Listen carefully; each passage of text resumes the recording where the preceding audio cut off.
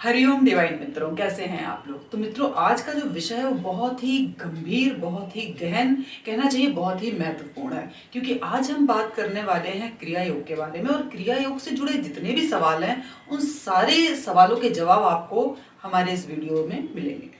तो सवाल जैसे क्या क्या होते हैं क्रिया योग से रिलेटेड, कि क्रिया योग क्या है, इसको मतलब इतना इम्पोर्टेंट क्यों माना गया, दूसरे योग से इसको ज़्यादा क्यों मानते हैं, इसकी प्राचीनता क्या है, इसकी प्रोसेस क्या है, जो इसकी सही तकनीक है वो क्या है, और इसकी जो ऑथेंटिक हैं, जो मतलब जिन पे हम भरोसा कर सकते हैं, ऐसे सेंटर या ऐसे कौन से गुरु हैं, ऐसे कहाँ से हम सीखें, क्या सीखें, कब सीखें।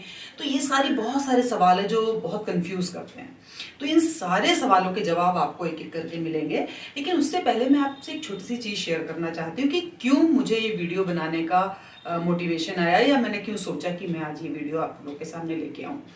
उसका कारण है कि कल मैंने एक वीडियो देखा मित्रों, जिसमें उस पर जो थंबनेल होता ना, उस पर लिखा था कि बिल्कुल सही तकनीक क्रिया योग की देखिए, इस तरीके से कुछ था। अब चूंकि मैं क्रिया योग साधक हूँ तो मेरे मन में एक हुआ कि देखें ये क्या बता रहे हैं।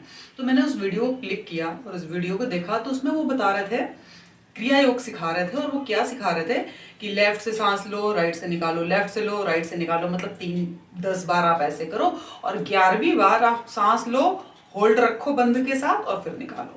फिर सेम प्रोसेस राइट नॉस्ट्रल से करनी है, लेफ्ट में निकालो, राइट से लो, लेफ्ट में निकालो, ये आपको ब्रेथ लेनी है, और फिर 11वीं बार होल्ड करके फिर निकालनी है और बंद लगा के निकालनी है। ये क्रिया योग है। तो मतलब मुझे इतना शॉकिंग लगा, इतनी हैरानी भी हुई, इतनी हंसी भी आई कि क्या चल रहा है क्रिया योग के नाम पे दुनिया में। और फिर मैंने सोचा कि किसी ना किसी ने इनको जरूरी टोका होगा या कुछ बोला होगा कि क्या बकवास दिखा रहे हो या क्या बकवास बता रहे हो, कुछ तो बोला होगा। ये सोच के मैंने थोड़े से कमेंट स्क्रॉल किए। तो कमेंट्स में मैं देखती हूँ लोग लिख रहे थे, अरे गुरुजी आपने तो सब बता दिया, अरे गुरुजी आप ही एक बढ़िया हैं, और गुरुजी आपने जो नंबर दिया हम उस पर कॉल करेंगे, आप हमें दीक्षा दीजिए, ये करिए वो करिए।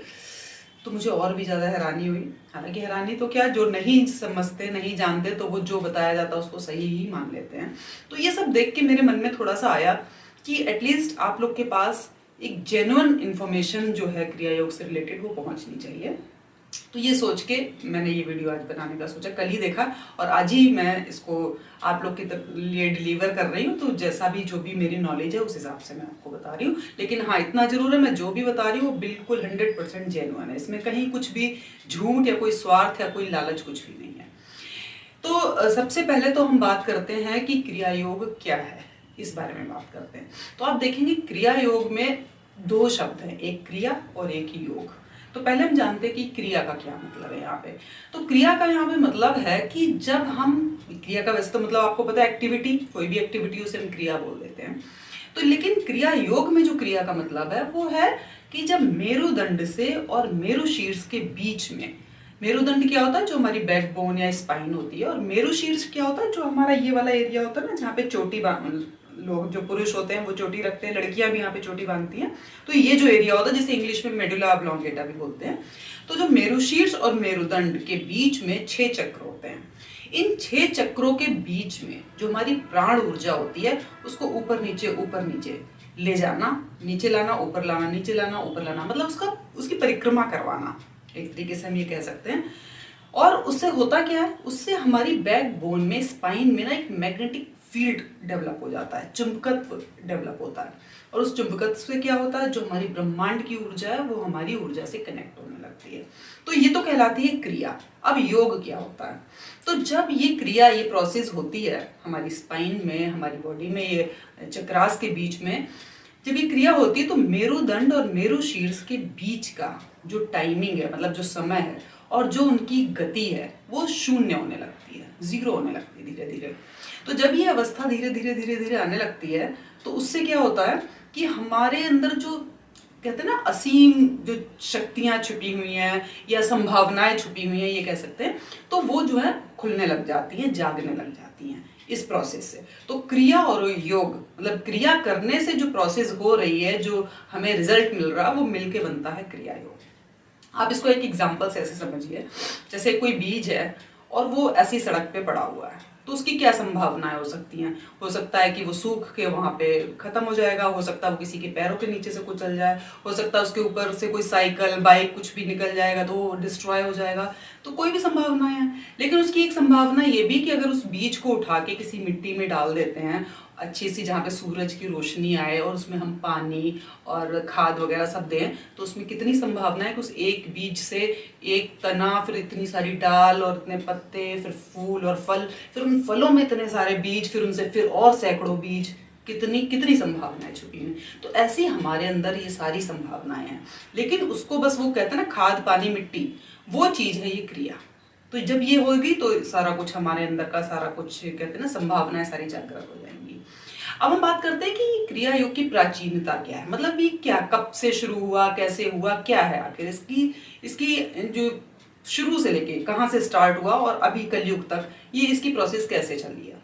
तो इसके लिए बताते हैं कि सूर्य देव ने सबसे पहले इसको दिया था वैवस्वत मनु, और मनु से आया इक्ष्वाकु जी के पास, फिर बाद में कृष्ण जी ने अर्जुन को भी दिया, ऋषि अगस्त्य के पास भी ये क्रिया योग की ज्ञान पहुंचा था उनके पास भी, और ऋषि अगस्त्य ने महाअवतार बाबा जी को दिया। तो ये सारा कुछ तो कलयुग से पहले की चीज होगी। अब कलयुग में इसकी शुरुआत कहाँ से होती है? जब महाअवतार बाबा जी ने श्री श्यामा चरण लाहिड़ी बाबा जो कि काशी में थे, उनको वहां से बुला के उत्तराखंड में द्वारहाट से आगे आप जाएंगे तो कुकुचीना एक जगह पड़ती है। कुकुचीना में एक पहाड़ी दूनागिरी पर्वत की चोटी की तरफ जब आप चढ़ेंगे तो बीच में एक गुफा पड़ती है, उसे बाबा जी की गुफा के नाम से लोग जानते हैं। तो उस गुफा में उन्होंने लाहिड़ी बाबा को बुला के वहां पर क्रिया योग की दीक्षा दी और उन्हें पूरा पिछला जन्म याद कराया। काफी कहानी है, मैं तो आपको बस शॉर्ट में भी यहाँ पे बता रही हूँ। तो वहां पे उन्होंने श्यामाचरण बाबा जी को दीक्षा दी और फिर उन्होंने जब वापस काशी आए वहां से, तो काशी आके उनके बहुत सारे शिष्य बने, क्योंकि महाअवतार बाबा जी ने उनको बोला था कि आपको ये क्रिया योग फैलाना है लोगों में, क्योंकि कलयुग में इसकी बहुत ज्यादा आवश्यकता है। तो लाहिड़ी बाबा के बहुत सारे शिष्य बने, प्रणवानंद जी थे एक, और एक युक्तेश्वर गिरी जी थे, ऐसे करके बहुत सारे थे। युक्तेश्वर गिरी जी महाराज जी के जो शिष्य थे वो थे परमहंस योगानंद जी। परमहंस योगानंद जी के बारे में शायद आप जानते ही होंगे, उन्होंने ऑटोबायोग्राफी ऑफ योगी कथामृत एक बुक लिखी है जो बहुत ही प्रचलित है और बहुत ही जबरदस्त बुक है। अगर आपने नहीं पढ़ी तो एक बार आप उससे जरूर पढ़िएगा, आपका दिमाग दूसरी तरह से सोचना शुरू कर देगा, इतनी अच्छी किताब है वो। तो इस तरीके से ये पूरा प्रोसेस कितने पुराने जमाने से चलता हुआ ये कलयुग तक इस प्रकार पहुंचा। इसके अलावा आप देखेंगे श्रीमद् भागवत में एकादश स्कंद जो है उसका, उसमें भी एक इसके बारे में थोड़ी सी चर्चा की गई। वहां पे उद्धव जी कृष्ण जी से पूछते हैं कि प्रभु व्यास जी और बृहस्पति देव जी और नारद जी, ये सारे लोग बोलते हैं कि आपको पाने का जो सबसे सरल मार्ग है, सबसे जल्दी जो पाने वाला मार्ग है वो क्रिया योगी है। तो इस तरीके से वहां पे भी क्रिया योग की थोड़ी सी चर्चा मिलती है। और भगवत गीता में तो भगवान श्री कृष्ण ने बिल्कुल बता ही दिया है कि क्रिया योग है क्या। भगवत गीता के अध्याय 4 के 29वें श्लोक में लिखा हुआ है कि अपाने जुहिवति प्राणम प्राणे अपानम तथा परे, प्राणा अपान यानी कि प्राण और अपान, प्राणापान गतिरुत्वा प्राणायाम परायणा। तो इसका अर्थ जो है वो ये है कि जब योगी प्राण का अपान में, अपान का प्राण में हवन करता है तो प्राण और अपान की जो गति है वो रुद्ध हो जाती है, जिससे क्या होता है, हृदय जो है वो प्राण को मुक्त कर देता है और जो योगी है वो प्राण शक्ति पे पूरा कंट्रोल कर लेता है। तो ये समझने में थोड़ा सा कंफ्यूजिंग लग रहा होगा, इसको मैं आपको थोड़ा सा सरल शब्दों में बताती हूँ। इसका अर्थ ये है कि जैसे आपको पता है कि हमारे शरीर में 5 प्राण होते हैं, 5 प्राण होते हैं। वैसे तो 10 प्राण होते हैं लेकिन मुख्य 5 होते हैं और 5 उप प्राण होते हैं। तो जो 5 मुख्य प्राण हैं, अभी मैं आपको बहुत इजी वे में समझा रही हूँ। अगर आपको इसको डिटेल में समझना हो प्राण क्या है और ये सब क्या है, तो पीछे एक वीडियो मैंने बनाया था जिसमें प्राणायाम, प्राण और श्वास का आपस में क्या संबंध है, और एक योगिक ब्रीदिंग बनाया था, तो वो आप देख सकते हैं, वो आपको बहुत हेल्पफुल रहेगा इसको समझने के लिए। तो हमारे शरीर में 5 प्राण हैं। समझ लीजिए जैसे कि गर्दन के ऊपर उदान वायु या उदान प्राण है, जो हमारा चेस्ट एरिया है जहाँ पे हार्ट और लंग्स हैं, ये हमारा यहाँ पे रहता है प्राण वायु। इसके नीचे आ जाती है समान वायु और समान वायु से नीचे आ जाती है अपान वायु। अपान वायु सबसे नीचे होती है जो एक्सक्रीट, जिस मल मूत्र सबको बाहर निकालने का काम करती है। अब समान वायु है बीच में, समान वायु बीच में, समान के ऊपर प्राण और समान के नीचे अपान। अब इस अपान को प्राण में मिलाना और प्राण को अपान में मिलाना, ये क्रिया योग है। तो इसका हवन करना ये कहलाता है कि क्रिया योग। अब ये हवन करने का क्या मतलब है, ये हम जब इसकी प्रोसेस डिस्कस करेंगे तब आपको समझेंगे, लेकिन अभी हम बात कर रहे हैं कि हवन करने से क्या होता है। तो जब ये हवन करने की प्रोसेस होती है तब क्या होता है कि जो कार्बन का अमाउंट है हमारे ब्लड में, हमारे शरीर में, वो बहुत ही मिनिमम हो जाता है, बस उतना रह जाता है जितना हमारे शरीर को आवश्यकता है, उतना कार्बन हमारी बॉडी में रहता है, और जितना भी आवश्यकता नहीं है वो सब कुछ बाहर निकल जाता है। और ऑक्सीजन का अमाउंट बहुत ज़्यादा हो जाता है। ऑक्सीजन हमारे शरीर में इतनी ज़्यादा हो जाती है, इतनी ज़्यादा हो जाती है कि उसका फिर क्या होता है, जो एक्स्ट्रा ऑक्सीजन जो हमारी बॉडी में आती है वो चेंज हो जाती है जीवनी शक्ति या जीवनी ऊर्जा में। अब इस जीवनी ऊर्जा का क्या होता है, जब ये जीवनी ऊर्जा में बदलती है तो जीवनी ऊर्जा हमारे मस्तिष्क में, हमारे सारे जो हमारे चक्रास होते हैं उन सारे एरिया में फुल पूरी भर जाती है पूरे में। इससे क्या होता है, इससे हम ईश्वर की जो अनुभूति होती है या जो हमारा यथार्थ ज्ञान हम जो चाहते हैं या हम जो आत्म साक्षात्कार चाहते हैं, इन सारी चीज़ों की तरफ हम बहुत तेजी से अग्रसर होने लगते हैं। इसीलिए इसको बहुत ही वैज्ञानिक तकनीक बोला गया है, बहुत ही साइंटिफिक टेक्निक बताया गया इस क्रिया योग को। तो ये हो गई बात कि कितना प्राचीन है। जैसे मैंने आपको बताया कि सूर्यदेव से लेकर परमहंस योगानंद तक की पूरी आपको बात बताई, भागवत पुराण में भी है, भगवत गीता में भी है, तो इसकी प्राचीनता समझ में आती है इसके बारे में। अब हम बात करेंगे कि दूसरे जो योग हैं उससे ये योग अलग कैसे है, उनसे अच्छा कैसे है या उनसे अलग कैसे है, जो भी आप समझे। तो आप जैसे कि जानते कि वैसे तो बहुत सारे योग हैं, मंत्र योग, नाद योग, ध्यान योग, बहुत सारे जाप और लय योग, ऐसे बहुत सारे योग हैं, लेकिन जो मुख्य योग की अगर बात करें तो मुख्य योग 4 हैं, जिसमें अलग अलग हिसाब से, जैसे कि अगर कर्म, जो कर्म पे मतलब जो शरीर के द्वारा किए जाते हैं, तो कर्म से जो योग बनता है उसे कर्म योग कहते हैं, कि आप जो भी कर्म कर रहे हैं उसमें इतना जुड़ जाएं, इतना डूब के उसको करें, लेकिन वो कर्म शास्त्र युक्त, मतलब आप वो पॉजिटिव काम जो भी होता है ईश्वर के लिए कर रहे हैं या किसी की सेवा भाव में कर रहे हैं, तो वो सारा कुछ जो आप कर्मों से करते हैं वो कर्म योग कहलाता है आपका। जिनके अंदर भाव बहुत ज़्यादा होता है, भाव से परिपूर्ण जो लोग होते हैं, तो वो भक्ति योग की तरफ जाते हैं। जिनके अंदर थोड़ा लॉजिकल पॉइंट ज़्यादा होता है, ये क्यों है, कैसे है, क्या है, तो वो थोड़ा शास्त्रों, वेद, उपनिषद ये सब पढ़ते हैं, शास्त्र पढ़ते हैं, उससे वो ईश्वर के बारे में जानने की कोशिश करते हैं और उनकी तरफ बढ़ते हैं, तो ज्ञान योग कहलाता है। फिर ये जो क्रिया योग है ये संबंधित है ऊर्जा से, जैसे एक था शरीर से, एक था भाव से, एक था कर्म से, और ये जो है ये ऊर्जा से संबंधित होता है। हमारे अंदर की जो ऊर्जा है उसको उठाते हैं।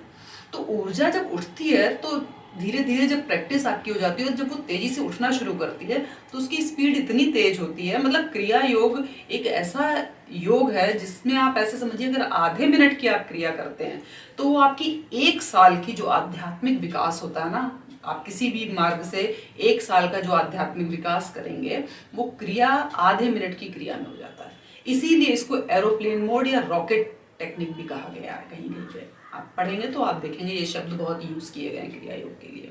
इसीलिए कहा गया है क्योंकि इसमें ऊर्जा का काम है, तो ऊर्जा जब उठती है तो उसकी तो कोई लिमिट नहीं ना स्पीड की, तो वो बहुत तेजी से काम करती है अपना। और इसके साथ में आप देखेंगे आदि गुरु शंकराचार्य ने बड़ी अच्छी बात एक जगह पे लिखी है कि केवल और सिर्फ, केवल और केवल ही जो अनुभूति ज्ञान है, मतलब इसके अलावा कुछ भी पॉसिबल नहीं, सिर्फ और सिर्फ अनुभूति ज्ञान ही है जो आपकी अज्ञानता को दूर कर सकता है। उन्होंने इस शब्द पे बहुत जोर दिया, केवल और केवल, यानी कि सिर्फ और सिर्फ आपका जो अनुभूति ज्ञान का मतलब हुआ कि जो आप प्रैक्टिकली महसूस कर रहे हैं।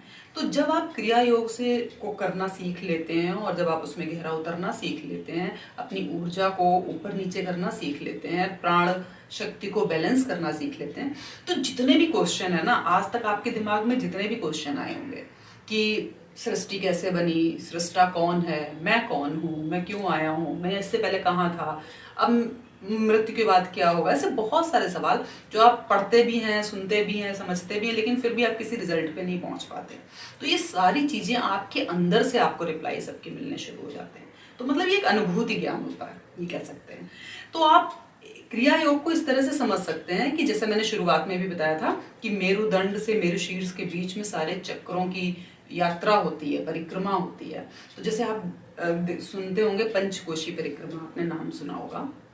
जैसे कभी आप ब्रजधाम में गए हों तो वहाँ पे पंचकोश की परिक्रमा की जाती है, चित्रकूट में की जाती है, काशी में की जाती है, बहुत सारी जगह पे होती है। तो आप देखेंगे पंचकोश तो मतलब हुआ 5 कोस, मतलब 5 कोस की परिक्रमा। एक कोस में शायद 3 किलोमीटर, 3.25 किलोमीटर ऐसी कुछ होते हैं। तो 5 का मतलब कितना हुआ? 15 किलोमीटर, 16 किलोमीटर ऐसी कुछ हुआ। लेकिन आप वहां पे देखेंगे कि जो कोस है ना वो 5 कोस से बहुत ज्यादा होता है। जैसे कि मणिकर्णिका घाट है काशी का, मतलब जब आप परिक्रमा करेंगे तो मणिकर्णिका घाट से शुरू होता है, उसके बाद कर्मदेश्वर महादेव, फिर उसके बाद भीमचंडी, फिर भीमचंडी के बाद आता आपका रामेश्वर, फिर शिव जी का एक जगह आती है, उसके बाद लास्ट में आता है कपिल धारा। ये सब होते हुए आप वहां पे 25 कोस की वो परिक्रमा है जिसे हम 5 कोस बोलते हैं। तो एक्चुअली में 5 कोस जो है शारीरिक जो हम परिक्रमा कर रहे हैं ये एक सिंबल है हमारे अंदर की परिक्रमा का, 5 कोशों का, जो हमारे शरीर के 5 कोश हैं। जैसे सबसे पहला हमारा कोश क्या होता है, जो ये स्थूल शरीर है, आनंदमय सॉरी, जो हमारे स्थूल शरीर जिसे हम बोलते हैं अन्नमय कोश। तो अन्नमय कोश से फिर दूसरा कोश हमारा आ जाता है, इसी के जस्ट नेक्स्ट आता है हमारा प्राणमय कोश, फिर उसके और अंदर आता है, फिर हमारा आता है मनोमय कोश, मनोमय कोश से और अंदर हम जाते हैं तब हम आता है विज्ञानमय कोश, और फिर लास्ट में आता है आनंदमय कोश। तो इस तरीके से अन्नमय से आनंदमय कोश के बीच ये 5 कोशों की जो यात्रा है ये कहलाती है पंचकोशीय परिक्रमा। तो हमारे जब शरीर के 5 कोशों में या हमारे चक्रों के पूरे बीच में जब हम प्राण ऊर्जा का चक्कर लगवाते हैं, परिक्रमा लगवाते हैं, तो वो कहलाता है क्रिया योग। और इस क्रिया योग से क्या मिलता है हमें? मेन जो मैंने भी 3 बातें आपको बताई। सबसे पहला ईश्वरीय अनुभूति, दूसरा यथार्थ ज्ञान, और तीसरा हमें मिलता है आत्म साक्षात्कार। और हमें क्या चाहिए? हम क्यों जुड़ते हैं योग से? हमें यही 3 चीजें तो चाहिए, बाकी चीजें तो इसके साइड प्रोडक्ट हैं, वो सब कुछ आपको मिलेगा, चाहे फिर वो सामाजिक हो, चाहे वो आपका भौतिक हो, चाहे वो आपका किसी भी तरीके का सुख सुविधाएं, वो सब इसके पीछे पीछे अपने आप आती हैं, क्योंकि मेन तो ये 3 चीजें। पहली बात तो जब ये 3 चीजें मिलती तो हमें किसी और चीज की इच्छा रहती ही कहाँ है। लेकिन अगर रहती भी है और नहीं भी रहती है तो भी बाकी सब कुछ बाई प्रोडक्ट आपके पास आते ही आते हैं। तो ये तो मेरा मतलब ये प्रैक्टिकल अनुभव है मेरा कि क्रिया योग में जुड़ने के बाद आप किसी और मेंटली, मतलब आप किसी और जगह के प्राणी बन जाते हैं। मतलब समाज में रह के, दुनिया में रह के आप दुनिया के नहीं रहते, ऐसी स्थिति में आ जाते हैं। और आप जब शुरू करेंगे और इसको प्रॉपर आगे बढ़ेंगे तो आप खुद भी महसूस करेंगे। तो मित्रों, आज की इस वीडियो में हमने जाना क्रिया योग क्या है, इसकी प्राचीनता क्या है और ये दूसरे योग से अलग कैसे है। अब हम आगे की वीडियो में, क्योंकि ये वीडियो बहुत बड़ा हो जाएगा, एक ही में सारा कुछ बताएंगे, तो आगे की वीडियो में हम जानेंगे कि इसकी प्रोसेस क्या है, जो ये हवन वाली बात की गई है एक्चुअल में क्या है, वो सारा उसका जो प्रैक्टिकली उसको कैसे करते हैं, क्या होता है वो सारा कुछ। अगर कोई कहीं सीखने जाना चाहता है किसी ऑर्गेनाइजेशन में, किसी सेंटर में, तो कौन कौन से वो सेंटर हैं जो आप भरोसा करके जहाँ जा सकते हैं, कौन से गुरु हैं, कौन सी जगह पे क्या है, वो सारा कुछ मैं आपको अगले वीडियो में बताऊंगी। इसके बाद जब तक ये 3-4 दिनों में मैं आपको अगला वीडियो बताऊंगी इसके बारे में सारा डिटेल, इन 3-4 दिनों में आपको 2 काम करने हैं। एक तो काम जो इसी चैनल पे मेरे 2 वीडियो हैं, एक योगिक ब्रीदिंग और एक है प्राणायाम प्राण, और इसका प्राणायाम प्राण और जो ब्रेथ है इनका कनेक्शन आपस में क्या है, ये 2 वीडियो हैं, ये आप जरूर देखिएगा, क्योंकि अगला वीडियो देखने से पहले अगर आप इसे देख लेंगे तो आपको वो समझने में बहुत ईजी रहेगा। योगिक ब्रीदिंग और प्राणायाम प्राण और ब्रेथ का कनेक्शन, ये 2 वीडियो आप देख लेना।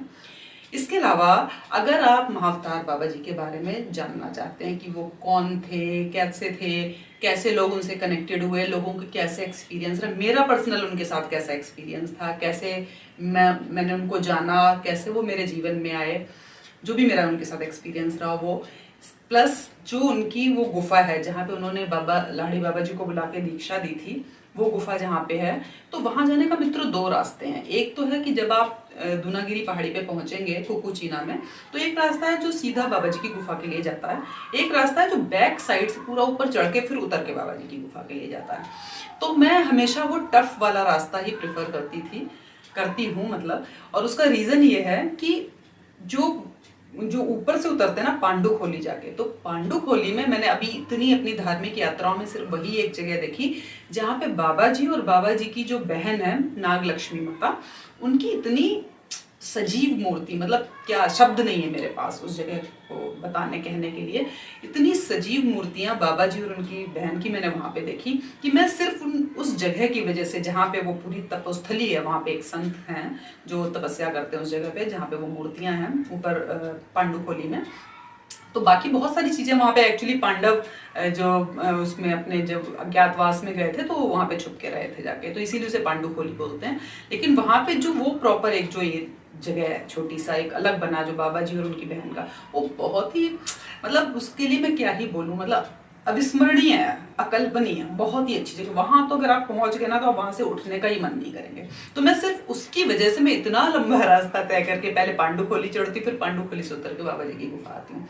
सीधे रास्ते से भी एक दो बार गई हूँ, लेकिन अधिकतर मैं उसी रास्ते से जाती हूँ। तो अगर वो सारा कुछ आप देखना चाहते हो कि बाबा जी से रिलेटेड जो भी चीजें, इसके अलावा बाबा जी की तपस्थली, एक उत्तरकाशी में बाबा जी की तपस्थली रही है और एक दूनागिरी माता का जो मंदिर है वहां पे बाबा जी की तपस्थली। तो ये सारे वीडियोस आपको मेरे एक दूसरा चैनल है ड्रॉप ऑफ ब्रह्मांड के नाम से, तो उस चैनल पर जाके आप ये सारे वीडियोस देख सकते हैं, आपको अगर और ज्यादा नॉलेज चाहिए हो। मित्रों, पिछले वीडियो में हमने चर्चा की थी क्रिया योग के बारे में।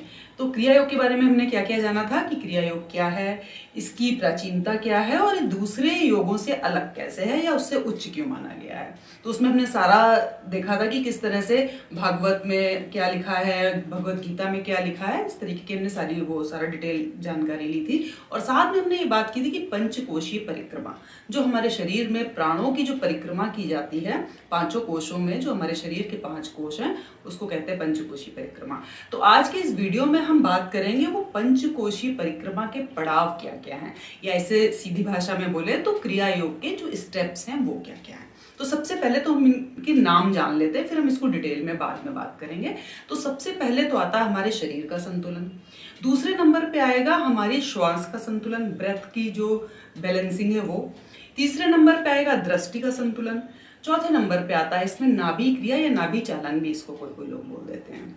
इसके बाद खेचरी मुद्रा, खेचरी मुद्रा के बाद आएगा हमारा गुरु प्रणाम, गुरु प्रणाम के बाद सोहम या हंसा, अलग अलग जगह पे अलग अलग टेक्निक होती है तो इस बारे में हम बात करेंगे। और उसके बाद आता है महामुद्रा, फिर महामुद्रा के बाद नेक्स्ट आता है हमारी ओम टेक्निक, ओम की प्रॉपर टेक्निक क्या होती है, इसको कैसे करते हैं और किस किस इसमें इसके बहुत सारे वेरिएशंस भी हैं कराने के, तो वो सारा कुछ। ओम टेक्निक के बाद आती है जो मुख्य मुद्रा, हमारी जो मुख्य क्रिया है जो हमारे क्रिया योग की, वो। उसके बाद आता है ज्योति मुद्रा और लास्ट में आता है ध्यान। तो इस तरीके से पूरे हमारे 12 स्टेप्स बनते हैं, जिसमें क्रिया योग जो मुख्य क्रिया है उससे पहले हैं 8 या 9, उसके 1 या 2 उसके बाद है। तो ये सारे हम एक एक करके लाइन से सारे हम डिस्कस करेंगे इसको कि ये क्या है, इनकी जो बेसिक जो भी इंफॉर्मेशन है वो मैं आप तक पहुंचा रही हूँ। बाकी मैं कोई गुरु नहीं हूँ और मैं आपकी जैसी ही एक साधक हूँ, हो सकता है आपसे 1-2 स्टेप आगे हूँ। मैं बस आपको ये सारी जानकारी दे रही हूँ इसलिए ताकि आप कहीं भी सीखने जाएं, किसी भी गुरु से सीखें, किसी भी सेंटर में सीखें, तो आपको पता होना चाहिए कि प्रॉपर स्टेप्स क्या हैं। जो यूट्यूब पे लोग बेवकूफ़ बना के नाड़ी शोधन जो क्रियाएं होती हैं और उनको क्रिया योग के नाम से जो चल रहा है, जैसे मैंने आपको पिछले वीडियो में डिस्कस किया था, तो वो सब एटलीस्ट ना हो। बस सिर्फ इसलिए मैं थोड़ी थोड़ी सी जानकारी आप तक पहुंचा रही हूँ। मैं लास्ट में आपको सारे सेंटर्स और उन जगहों के एड्रेस भी आपको दूंगी कि जो जो सेंटर में कहाँ कहाँ पे क्या क्या सिखाया जाता है, जो जेन्युइन है वो सारी भी इंफॉर्मेशन आपको दूंगी। लेकिन पहले एक एक करके हम सारे इन स्टेप्स को समझते हैं कि सारे स्टेप जो नाम मैंने आपको बताया ये क्या है और ये कैसे किए जाते हैं, या क्या जो भी डिटेल है। तो सबसे पहले हम बात करेंगे, जो पहला पॉइंट है शारीरिक जो संतुलन है, शरीर का संतुलन है, उसके बारे में। तो देखिए, हमें शरीर के संतुलन में क्या हुआ कि हमें किस पे बैठना है, कब बैठना है, कहाँ बैठना है और कैसे बैठना है। ये 4 पॉइंट आ जाते हैं हमारे पूरी बॉडी बैलेंसिंग में या पूरे शरीर से संबंध। क्योंकि आप कोई भी चीज़ शुरू करेंगे, योग शुरू करेंगे, नॉर्मल प्राणायाम करेंगे, ध्यान करेंगे, तो सबसे पहले तो आपको बैठना ही है। तो किस पर बैठना है, मतलब आपका आसन क्या होना चाहिए, उसमें सबसे मेन बात आपको ध्यान रखनी है, आप जो भी कालीन पे या जो भी मैट जिस पे भी बैठते हो उसके ऊपर आप एक पतला सा कंबल या कोई भी ऊनी जो वूलन कुछ होता है उसको जरूर बिछाएं। उसका कारण क्या है कि जो पृथ्वी होती है ना, इसमें कुछ करंट होते हैं, कुछ जो ना तरंगे होती हैं। तो जो पृथ्वी की तरंगे होती है वो क्या करती है, हमारी बॉडी के अंदर जो प्राण शक्ति है या जो हमारी चेतना शक्ति है, तो हम क्रिया योग में क्या करते हैं, जैसे मैंने पिछले वीडियो में भी बताया था कि क्रिया योग में हम अपनी चेतना को या अपनी प्राण शक्ति को ऊपर की तरफ चढ़ाते हैं, मेरुदंड से मेरु शीर्ष की तरफ लेके जाते हैं। लेकिन जब ये पृथ्वी का जो चुंबकत्व है या पृथ्वी की जो तरंगे हैं ये उसको अपनी तरफ खींचेंगी, तो हमारा क्या होगा, हम जिस चीज को ऊपर चढ़ाना चाह रहे हैं पृथ्वी उसको नीचे खींच रही है, तो हमारे लिए वो थोड़ा सा टाइम कंज्यूमिंग हो जाएगा या हम उतनी जल्दी गहराई में ध्यान में नहीं उतर पाएंगे। तो इसलिए आसन के ऊपर एक पतला सा कंबल बिछा के रखना है। एक तो ये हो गया कि किस पे बैठना है, दूसरा है कि कहाँ पर बैठना है। तो देखिए वैसे तो जिसके घर में जैसी सुविधा हो आप वैसे बैठ सकते हैं, लेकिन एक अपना कोई पर्टिकुलर जगह बना के रखिए ताकि उस जगह पे ही कोशिश करें कि आप रोज वहीं बैठ के करें। इसके पीछे का कारण क्या होता है कि हर जगह की ना एक चेतना होती है। जैसे कि आप देखेंगे, आप अपने बेडरूम में जाइए तो वहां पे बेड और रजाई देख के अपने आप मन करेगा कि ओढ़ के सो जाएं, क्योंकि वहां पे ना एक निद्रा वाली चेतना होती है। इसी तरीके से आप किचन में जाएंगे तो आपको कुछ खाने का मन करेगा, ये निकाल के खा लूं वो निकाल के खा लूं, क्योंकि वहां पे खाने पीने वाली एक चेतना काम करती है। तो जिस जगह का जो काम होता है वहां पे एक चेतना, एक कहना चाहिए, एक वहां की वाइब्रेशन वैसी वहां पे डेवलप हो जाती है। तो वैसे ही अगर आप एक कोना अपना रोज एक जगह पे ध्यान करेंगे, साधना करेंगे, तो उस जगह पे एक ना शांति, पीसफुल वाली जो एक वाइब्रेशन होती है वो डेवलप हो जाती है। तो अगर आप वहीं पर बैठ के करेंगे तो आपको इजी होगा ध्यान में जाना या आप जो भी प्रोसेस कर रहे हैं योग का उसमें आगे बढ़ना। तो ये हो गया कि कहाँ पे करें। अब बात आती है कि कब करें। तो सबसे अच्छा है सोने से पहले और सोने के बाद, वो तो बेस्ट है ही।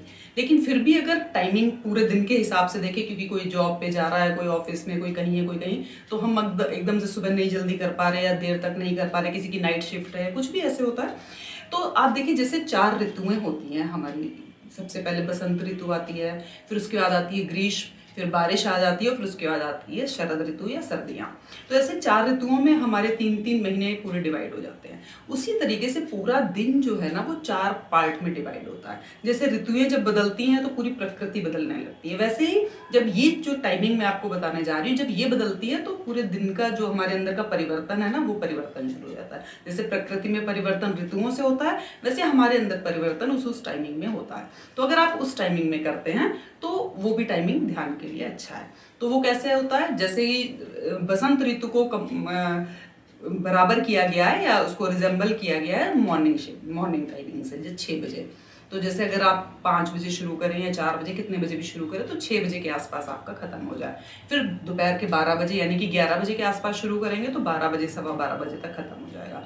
फिर शाम को 6 बजे, फिर 12 बजे, तो 6-12 का एक ये साइकिल बनता है। इसमें और भी इसको सब डिवाइड भी कर सकते हैं, 12, 3, 6, 9, 12।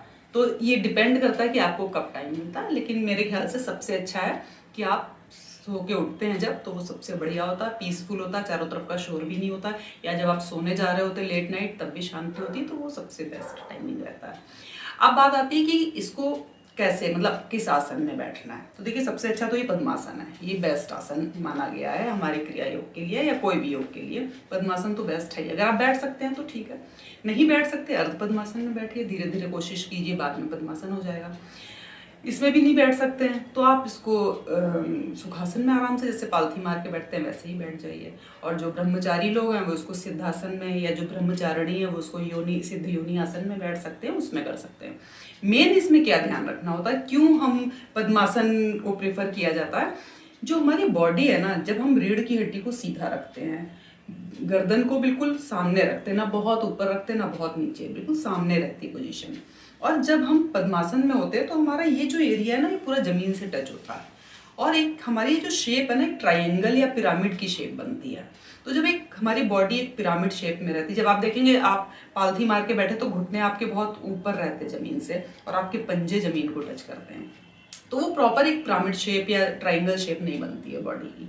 तो लेकिन जब हमारी पिरामिड शेप बनती है, जब हम पद्मासन में बैठते हैं, तो क्या होता है कि जो ब्रह्मांडीय ऊर्जा है वो हमारी ऊर्जा से बहुत इजीली कनेक्ट होती है। क्योंकि जो कोन शेप आप देखते हैं ना, मंदिर में भी इस तरीके की शेप बनाई जाती है, तो उसका रीजन भी यही होता है कि जब आप उस मंदिर के अंदर बैठ के पूजा करते हैं, ध्यान साधना करते हैं, तो कनेक्शन अच्छे से होता है। तो ये तो बात हो गई हमारी शारीरिक उसकी संतुलन की, कि किस तरीके से हम बैठ सकते हैं, क्या कर सकते हैं। दूसरा पॉइंट हमारा आता है कि श्वास के बारे में, कि श्वास का जो संतुलन है या श्वास की जो गति है वो क्या होनी चाहिए या उसको कैसे हम ठीक करें। तो श्वास की जो गति है वो सबसे मेन बात है, लयबद्ध होनी चाहिए। लयबद्ध का मतलब क्या होता है कि जैसे कभी कभी क्या हुआ, हमने तेजी से सांस ली, धीमे धीमे बाहर निकाल रहे हैं, या धीमे धीमे सांस ली फिर उसको तेजी से छोड़ रहे हैं, या फिर हम ब्रेक ब्रेक करके सांस ले रहे हैं, जैसे मतलब कोई रिदम ही नहीं है।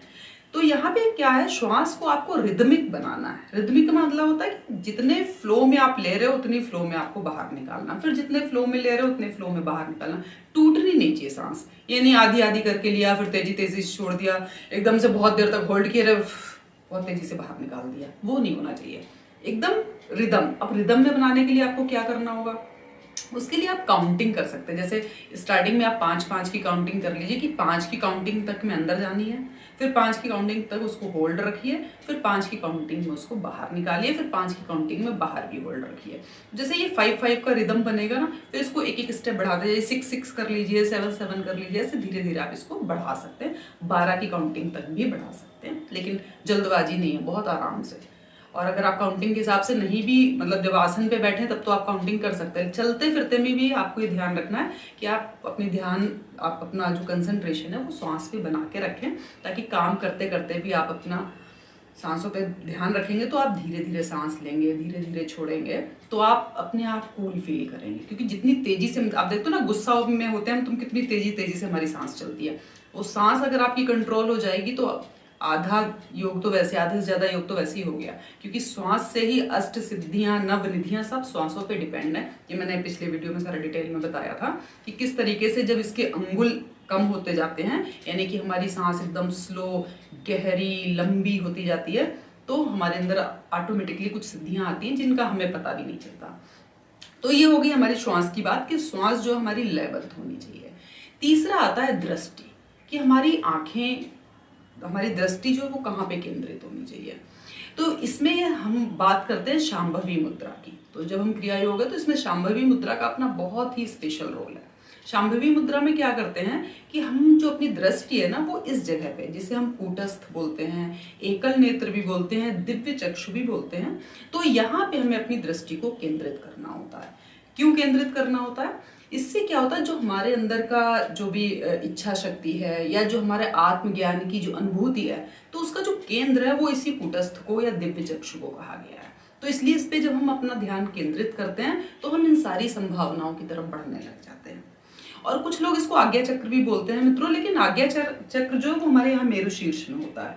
मेरु शीर्ष में जो आज्ञा चक्र है उसका प्रतिबिंब यहाँ पे होता है, तो इसको आज्ञा चक्र नहीं, इसको हम कूटस्थ बोलेंगे। आज्ञा चक्र तो इसके जस्ट बैक साइड में होता है, जो हमारी मेरुदंड सीधा जहाँ जा रहा है, पीछे बैकबोन जहाँ पे आ रही है, यहाँ तक आती है ना, तो यहाँ मतलब गर्दन तक आती है, इसके ऊपर बिल्कुल जस्ट ऊपर उसी सीध में वहां पे आज्ञा चक्र होता है, और उसके बिल्कुल यहाँ पे सामने उसका प्रतिबिंब होता है, जिसे हम दिव्य चक्षु कहते हैं। तो लेकिन उसका प्रतिबिंब है तो इसलिए इसको आज्ञा चक्र भी बोल देते, तो इसमें कोई ऐसी बुराई वाली बात भी नहीं है, बोला जा सकता है मतलब। लेकिन एग्जैक्टली उसकी जो लोकेशन है वो जो है वो यहाँ मेरु शीर्ष पे है। तो इस तरीके से हम मेरुदंड के और मेरु शीर्ष का आज्ञा चक्र, ये सब मिला के 6 चक्रों की बात करते हैं हम इसमें। अब ये बात हो गई हमारी इसकी शांभवी मुद्रा की। शांभवी मुद्रा को करना कैसे है, इसको हम कैसे प्रैक्टिस करें, इसमें हम कैसे बैठे, क्योंकि अधिकतर लोग शांभवी मुद्रा की प्रैक्टिस करते हैं या कोशिश करते हैं तो उनके सर में बहुत दर्द होने लगता है, क्योंकि वो प्रॉपर उस पोजीशन को समझ नहीं पाते कि उनको कैसे देखना है, क्या करना है। तो शांभवी मुद्रा में सबसे अच्छा कि पहले आप थोड़ा सा त्राटक की प्रैक्टिस कर लें। त्राटक तो आप समझते ही होंगे कि कोई भी एक बिंदु बिल्कुल अपनी आंखों के सामने, दीवार पे या कोई भी एक चीज पे आपको अपनी नजर को टिका के रखना है थोड़ी देर तक, बिल्कुल सामने, पीठ सीधी होनी चाहिए, बिल्कुल आप पोजीशन में बैठ के और आंखों को बिल्कुल सामने रख के उस बिंदु पे एक टक देखते रहिए। तो धीरे धीरे आपकी आंखें जब एकाग्र होने लगेंगी तो फिर आप इसमें शांभवी मुद्रा को आराम से कर पाएंगे।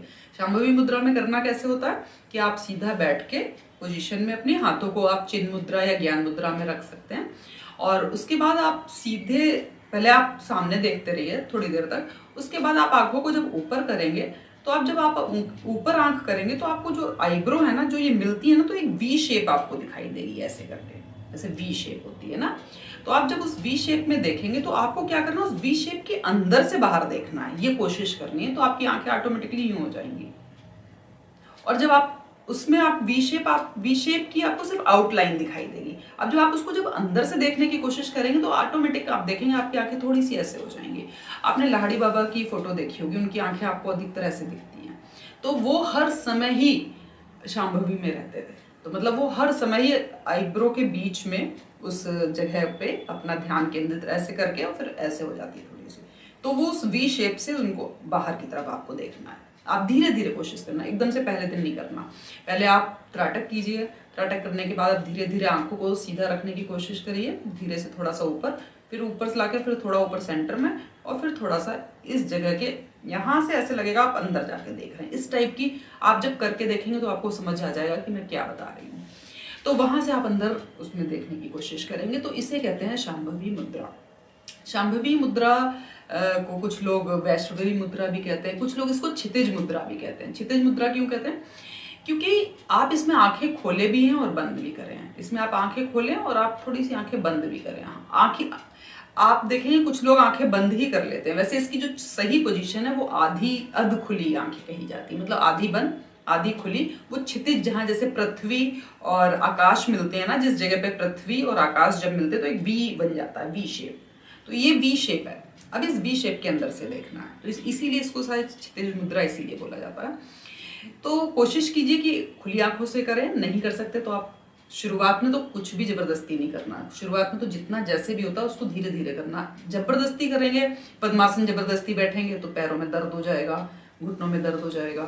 जबरदस्ती आप शांभवी की कोशिश करेंगे तो सर में दर्द हो जाएगा। तो ये सबको बहुत स्लोली स्टेप बाय स्टेप करते जाना। अभी तो मैं जस्ट आपको बता रही हूँ कि क्या है और इसके बेनिफिट क्या है। बाकी इसकी प्रैक्टिस अलग अलग कैसे करनी क्या है वो बात की बात है। अभी तो सिर्फ आप सारे स्टेप्स को समझिए कि इसमें क्या करना होता है और इससे हमें क्या फायदा होता है। तो ये हो गई हमारी शांभवी मुद्रा की बात। शांभवी मुद्रा के बाद नेक्स्ट आती है नाभि चालन या नाभि क्रिया जिसे बोलते हैं। तो नाभि, अब जो ये मैंने अभी आपको बताई शांभवी मुद्रा, इससे हमें क्या फायदा होता है? हमें आत्म साक्षात्कार, जो हमारा आत्म साक्षात्कार है या आत्म अनुभूति है, उसका तो एक केंद्र है ही। साथ में ये हमारे हार्ट और ब्रेन को सिंक्रोनाइज करता है, बैलेंस करता है एक दूसरे के साथ। तो जब आप इसमें गहराई से उतरने लगेंगे तो आप देखेंगे भूत और भविष्य की चीजें भी आपको अपने आप, इंट्यूशन पावर इतनी ज्यादा होगी कि आपको वो सारी चीजें समझ में आनी शुरू हो जाएंगी ऑटोमेटिकली। कि जैसे मतलब आप सोचेंगे ऐसा हो सकता है, ऐसा हो रहा है, तो वो हो रहा होगा। तो ये धीरे धीरे धीरे धीरे धीरे आप जब जैसे जैसे प्रैक्टिस करते जाते हैं तो अपने आप ये सारी चीजें होने लगती हैं। तो मतलब ये हमारे हृदय और हमारे दिमाग को कोऑर्डिनेट करता है, ये कहना चाहिए। और अब बात करते हैं, नेक्स्ट आता है हमारा नाभि क्रिया। नाभि क्रिया में क्या होता है? जो हमारी नाभि है, तो जैसे आपने कपालभाति कभी किया हो, तो कपालभाति में हम क्या करते हैं? सांस भरते हैं और उसके बाद पेट को झटका देके सांस बाहर निकालते हैं, जैसे नोज ब्लो करते हैं ना, उस तरीके से। तो कपालभाति की तरह ही इसको करना है। इसमें वही, आप बिल्कुल आराम से बैठिए, सीधे बैठिए। हाथों को, आपको जो आपके हाथ ज्ञान मुद्रा में थे, अब उनको हटा के अब आपको हाथों को नाभि के ऊपर लाना। ये 4 उंगलियां आपकी नाभि के अंदर बिल्कुल ऐसे आ जाएंगी। और इसके बाद आपको क्या करना है? मतलब इसको दबाना नहीं है, इसके आपको हाथ यहाँ पे रखे ही रहना है, सीधे बैठना है, गहरी सांस लेनी है। होल्ड, एक्सेल, मतलब धीरे धीरे सांस लीजिए, थोड़ा सा होल्ड कीजिए, धीरे धीरे उसको एक्सेल कीजिए, थोड़ा पीसफुल हो जाएगा। उसके बाद आपको बिल्कुल कपालभाति की तरह, जब पेट अंदर जाएगा तो आपको इन 4 उंगलियों से नाभि को अंदर दबाना है। बस देखिए कैसे करना है।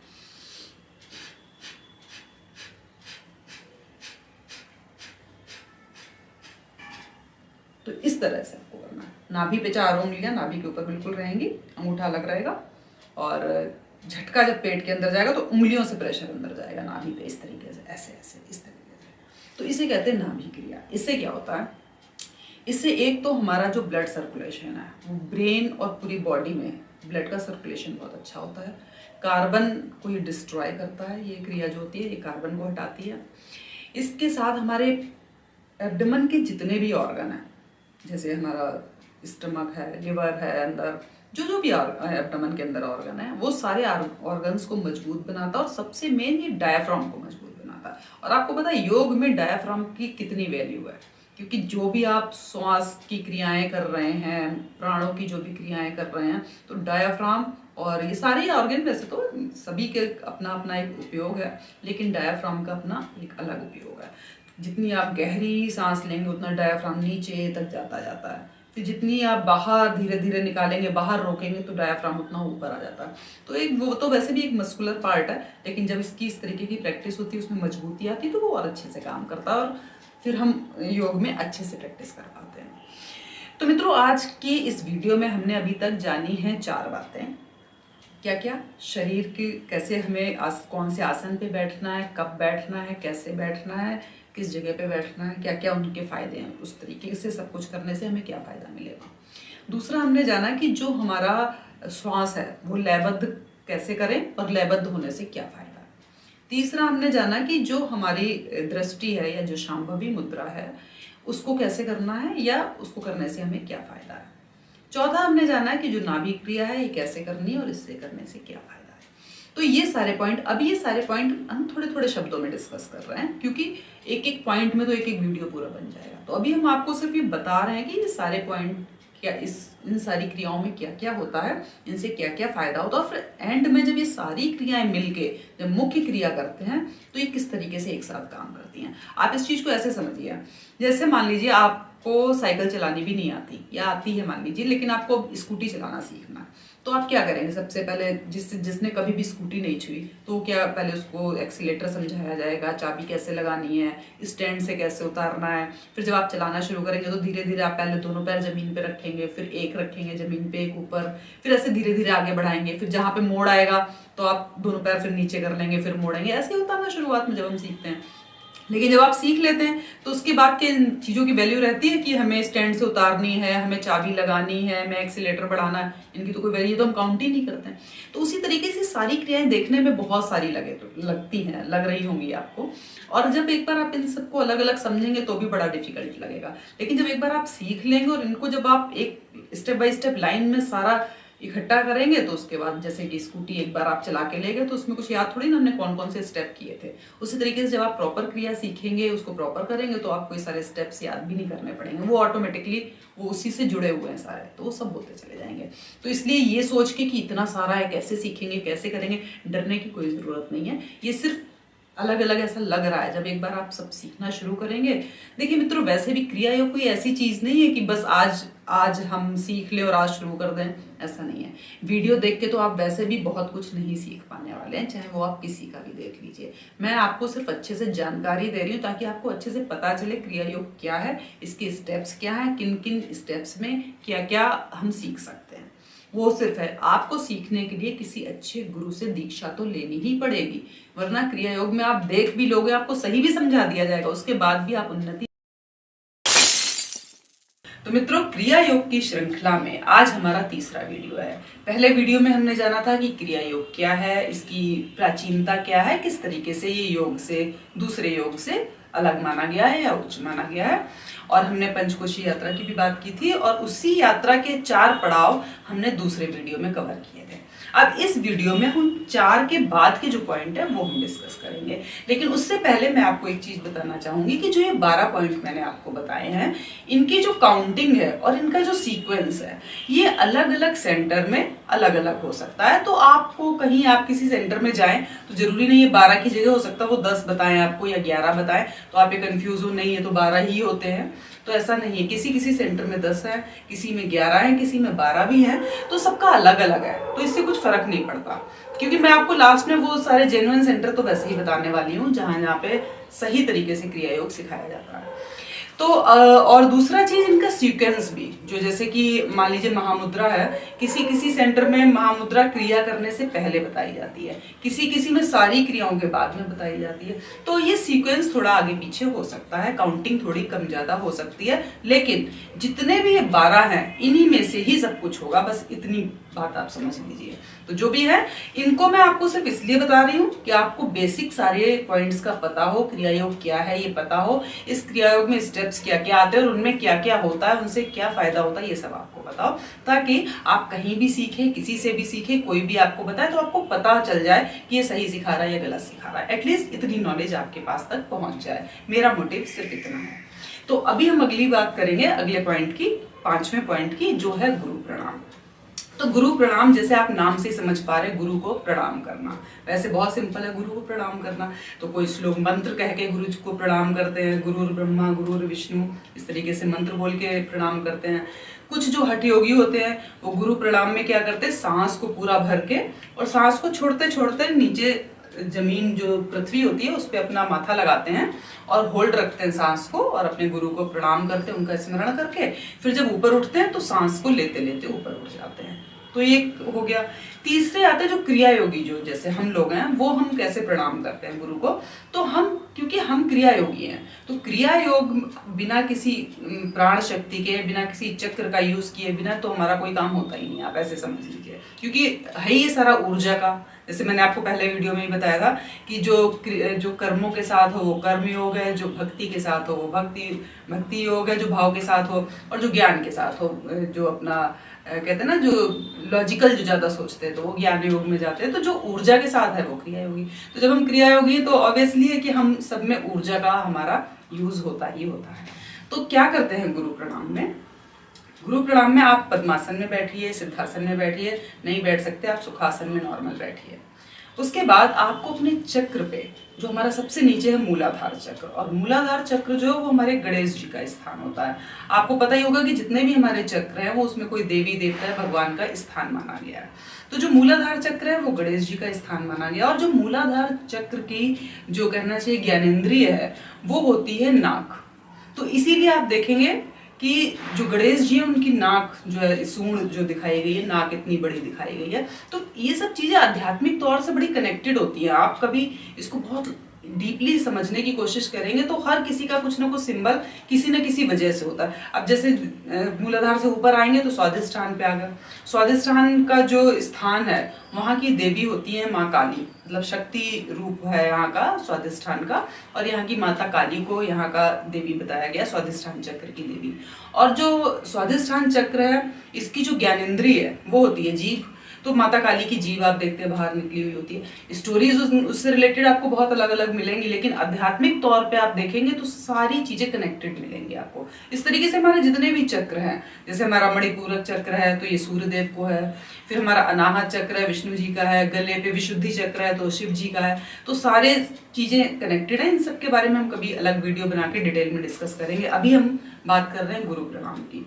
तो इसमें हमें क्या करना है कि मूलाधार चक्र पे गणेश जी को प्रणाम करके और अपनी ऊर्जा को पूरा खींच के जो हमारा मेरु शीर्ष है यहाँ तक लेके आना है। तो हमें पूरा स्पाइन में एनर्जी को ऊपर लेके जाना है और फिर उसके बाद होल्ड रखना है। होल्ड रखे रखे हमें क्या करना है, हाथों को पीछे पकड़ लेना है। इस हाथ से इसकी कलाई, मतलब एक हाथ से एक हाथ की कलाई को पकड़ना है। ऐसे करके पकड़ लेंगे पीछे, और हमने सांस के साथ साथ हमने अपनी जो ऊर्जा है उसको मूलाधार से पूरा ऊपर तक लिया, होल्ड कर लिया। और होल्ड करने के बाद हम नीचे झुकेंगे और अपने गुरु को प्रणाम करेंगे। तो जब हम नीचे झुकेंगे तब तक होल्ड रहेगा सब कुछ, फिर हम वापस आएंगे तब तक भी होल्ड रहेगा, और जब वापस आके बैठ सीधा हो जाएंगे पूरा, उसके बाद हम वो ऊर्जा को नीचे मूलाधार तक वापस लेके आएंगे। तो इसे कहते हैं गुरु प्रणाम। हमारे क्रिया योग में जो क्रिया योग के जो स्टेप्स हैं उसके हिसाब से, तो उस हिसाब से ये होता है। और इससे हमें फायदा क्या क्या होता है, तो जैसा मैंने बताया कि जो गुरु प्रणाम है ये है हमारा वार्म अप है, समझिए। जैसे आप एक्सरसाइज करते हैं, अगर आप जिम जाते हैं तो पहले वार्म अप करते हैं, घर पे एक्सरसाइज करते हैं तो वार्म अप करते हैं। तो इससे क्या होता है, हमारी मसल्स जो है वो फ्लेक्सिबल हो जाती है पहले, उसके बाद आप एक्सरसाइज करेंगे तो कहीं पे भी दर्द खिंचाव ऐसा कुछ नहीं होगा। तो वैसे ही जो गुरु प्रणाम है ये हमारे लिए वार्म अप का काम करता है। तो हमारी जो स्पाइन का जो रास्ता है वो ओपन होता है, और साथ में आप जो स्पाइन की फ्लेक्सिबिलिटी है वो बढ़ती है, स्मूथनेस बढ़ती है। तो ये हमारी क्रिया योग के अगले स्टेप्स के लिए बहुत हेल्पफुल रहता है। तो पहला तो हो गया हमारा गुरु प्रणाम। इसके बाद दूसरा हम बात करेंगे खेचरी मुद्रा की। खेचरी मुद्रा सुनने में तो बहुत आसान लगता है, ऐसा लगता है क्या बस टंग को रोल करके पीछे कर लिया, ये तो खेचरी मुद्रा है। लेकिन खेचरी मुद्रा सालों जन्मों जन्म लग जाते हैं तब कहीं सिद्ध हो पाती है। तो इसकी प्रैक्टिस ही बहुत डिफिकल्ट होती है। इसकी प्रैक्टिस में क्या करना होता है कि जो हमारी जीभ है इसको हमें पलट के पीछे की तरफ ले जाना है। तो आप देखेंगे कि आप जब ऊपर की तरफ ले जाएंगे तो आपके तालू तक जाके बहुत बहुत प्रैक्टिस थोड़ी सी करेंगे खींचातानी करके, तो आप उसके गले के जो स्पेस है वहां तक भी नहीं पहुंचा पाएंगे पहली दूसरी बार में। तो थोड़े दिनों बाद तो पहुंचने लगती है। तो इसमें पूरा क्या होता है कि हमें जीभ को पलट के और जो हमारी नाक के जस्ट पीछे जो कैविटी यानी कि गले तक जाके फिर ऊपर की तरफ ले जाना है। तो वो रास्ता हमें ब्लॉक करना होता है पूरा जीभ से। ये पूरा खेचरी मुद्रा में होता है। अब इसके लिए आपको जीभ चाहिए फ्लेक्सिबल, लंबी होनी चाहिए जीभ, और फ्लेक्सिबिलिटी इतनी होनी चाहिए कि अगर आप मोड़ के खींचो से पीछे की तरफ तो वो खिंचती हुई जाए, मतलब उसकी फ्लेक्सिबिलिटी इतनी होनी चाहिए। तो उसके लिए 2-3 कुछ क्रियाएं होती है जो लोग करते हैं, जैसे कि आपकी एक होती है जिह्वा चालन, एक होती तालव्य क्रिया, एक होती है दोहन। तो इनका ये सब प्रैक्टिस में थोड़ा थोड़ा करते रहते हैं तो जीभ की फ्लेक्सिबिलिटी बढ़ जाती है। जैसे जिह्वा चालन में क्या करते हैं, जिह्वा को जैसे वो आपने योग में ना सिंह मुद्रा होती है जिसमें जीभ को पूरा बाहर निकाल लेते हैं ऐसे करके। तो इससे क्या होता है, जीभ में थोड़ी सी फ्लेक्सिबिलिटी आने लगती है, तो इसे जिह्वा चालन कहते हैं। इसी तरीके से होता है दोहन। दोहन जैसे गाय या भैंस का दूध दुहा जाता है ना, दोहन करते हैं, तो उसी तरीके से जीभ का दोहन करते हैं। बटर में थोड़ा सा नमक मिला के और फिर उससे जीभ को ऐसे ऐसे करते हैं जिससे वो थोड़ी सी लंबी होने लगे, उसकी फ्लेक्सिबिलिटी बढ़ जाए। या फिर तालव्य क्रिया होती है। तालव्य क्रिया में क्या करते हैं, जैसे हम कभी कभी बचपन में भी करते थे ना, ऐसे इस तरीके से जीभ को ऊपर पूरा तालू में लगा के फिर कट की आवाज से छोड़ना। तो इस तरीके से कुछ कुछ एक्सरसाइजेस जो एक तरीके से आप ये कह सकते हैं जीभ की एक्सरसाइज है सारी। चाहे आप जीभ चालन करें, चाहे तालव्य क्रिया करें, चाहे दोहन करें, तो इससे क्या होता है, थोड़ा बहुत टाइम लगता है, एकदम इतना इजी नहीं है, लेकिन थोड़े टाइम के बाद जीभ की फ्लेक्सिबिलिटी बढ़ने लगती है। और जब आप उसको रोल करके बार बार पीछे करने की प्रैक्टिस करेंगे तो थोड़ा सा खिंचाव आने से थोड़ी सी जीभ की लंबाई भी बढ़ने लगती है और फिर वो खेचरी मुद्रा की आप प्रैक्टिस कर सकते हैं। तो आप शुरू करेंगे तो सब कुछ संभव है, कुछ सोचते रहेंगे तो कुछ भी संभव नहीं है। इसमें दोस्तों एक चीज बहुत जरूरी मैं आपको बताना चाहूंगी, कुछ लोग क्या करते हैं, मैंने बहुत सारे वीडियोस में भी देखा है कि वो जो जीभ के नीचे जहां से ज्वाइंट होता है ना, फ्रेन्युलम बोलते हैं शायद, उसको कट कर देते हैं ताकि वो कट हो जाएगी तो जीभ ज्यादा पीछे तक चली जाएगी। ऐसा कभी भी मत करना। कट करने से इसकी भी एक अलग प्रोसेस होती है, एक प्रॉपर एक पत्ता होता है जिससे कट करते हैं, फिर उसके बाद नमक की इसके ऊपर कुछ प्रोसेस की जाती है। तो ये बहुत एक कुछ अलग तरीके की विधियाएं हैं, तो ये इन चक्करों में नहीं पड़ना। आप सिंपली प्रैक्टिस कीजिए, इनकी जो ये एक्सरसाइज 2-3 है ये कर सकते हैं और पीछे मुड़ते रहिए। एक टाइम ऐसा आएगा वो ऑटोमेटिकली आपकी जीभ जो है वो फ्लेक्सिबल हो जाएगी और पीछे की तरफ मुड़ने लग जाएगी। इससे फायदा क्या क्या होता है अब ये समझते हैं। इससे फायदा ये होता है कि एक तो आपका आलस, भूख, प्यास सब खत्म होने लगता है। फायदे तो इसके बहुत सारे हैं, लेकिन मैं आपको मेन बात बता रही हूँ। जब आपका आलस खत्म हो जाएगा, भूख प्यास खत्म हो जाएगी, बस आप तो ध्यान ही ध्यान करो और कुछ करना ही नहीं है। और इससे क्या होता है, इम्यूनिटी बहुत स्ट्रांग होती है, और जब इम्यूनिटी स्ट्रांग होगी तो ऑब्वियस सी बात है सारी बीमारियां दूर हो जाएंगी, सारे रोग दूर हो जाएंगे जब इम्यूनिटी इतनी अच्छी है। दूसरा, ये एंटी एजिंग का भी काम करता है। आपकी उम्र जो आप जवान पे जवान होते चले जाओगे, उम्र रुक जाएगी वहीं पे आपकी। तो खेचरी के तो बहुत सारे फायदे हैं। तो इसकी प्रैक्टिस और जो हमारा क्रिया योग है, इसमें खेचरी मुद्रा ऐसे शुरू से लेके एंड तक ये मुद्रा तो हटती ही नहीं है। आप जब कोई भी इसका स्टेप कर रहे हो, खेचरी मुद्रा पूरे में ही रहती है। तो वही मैं आपको पिछले वीडियो में बता रही थी कि ऐसे लगता है कि बहुत सारा है, कैसे सीखेंगे, लेकिन ये सब कनेक्टेड है, वो सब एक साथ ही हो जाता है। जब आप अलग अलग सीखेंगे और उसके बाद जब एक साथ करेंगे तो कुछ भी अलग नहीं लगेगा, ऐसे लगेगा सब एक दूसरे के पार्ट है। तो साथ में, जैसे खेचरी मुद्रा अलग से बताया जा रहा, लेकिन जब आप करेंगे तो वो खेचरी मुद्रा तो शुरू से एंड तक लगी रहेगी आपकी सारी एक्टिविटी में, तो फिर उसमें इजी लगता है फिर। एनीवे, चलिए अब अगले पॉइंट पे आते हैं। ये था हमारा खेचरी मुद्रा की बात हो गई, इससे क्या फायदे होते हैं ये भी बता दिया मैंने आपको। नेक्स्ट आता है सोहम या हंसा।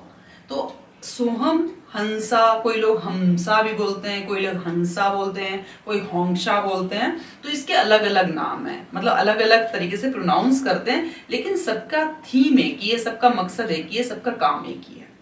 तो आप देखिए, सोहम, मैं वही हूं, नाम से ऐसा लगता है। और आप देखेंगे सोहम एक प्राकृतिक मंत्र है, आप ऐसे समझ लिए। जैसे हम सांस ले रहे हैं तो आप ध्यान से सुनेंगे तो सू की आवाज आती है सांस लेते समय, ये एक ध्वनि है। तो सो, और जब हम सांस छोड़ते तो हम की आवाज आती है। तो ये सोहम कोई अलग से मंत्र बनाया नहीं गया, ये हमारी श्वास की ध्वनि है जिसे हम सोहम कह देते हैं। तो हम सोहम का मंत्र जाप करते ही क्यों है? फिर ये सवाल आता है कि अगर वो ऑटोमेटिकली हो ही रहा है हमारी श्वास के साथ, तो हमें इसको अलग से क्यों बोलना है या इसको अलग से क्यों सोचना है?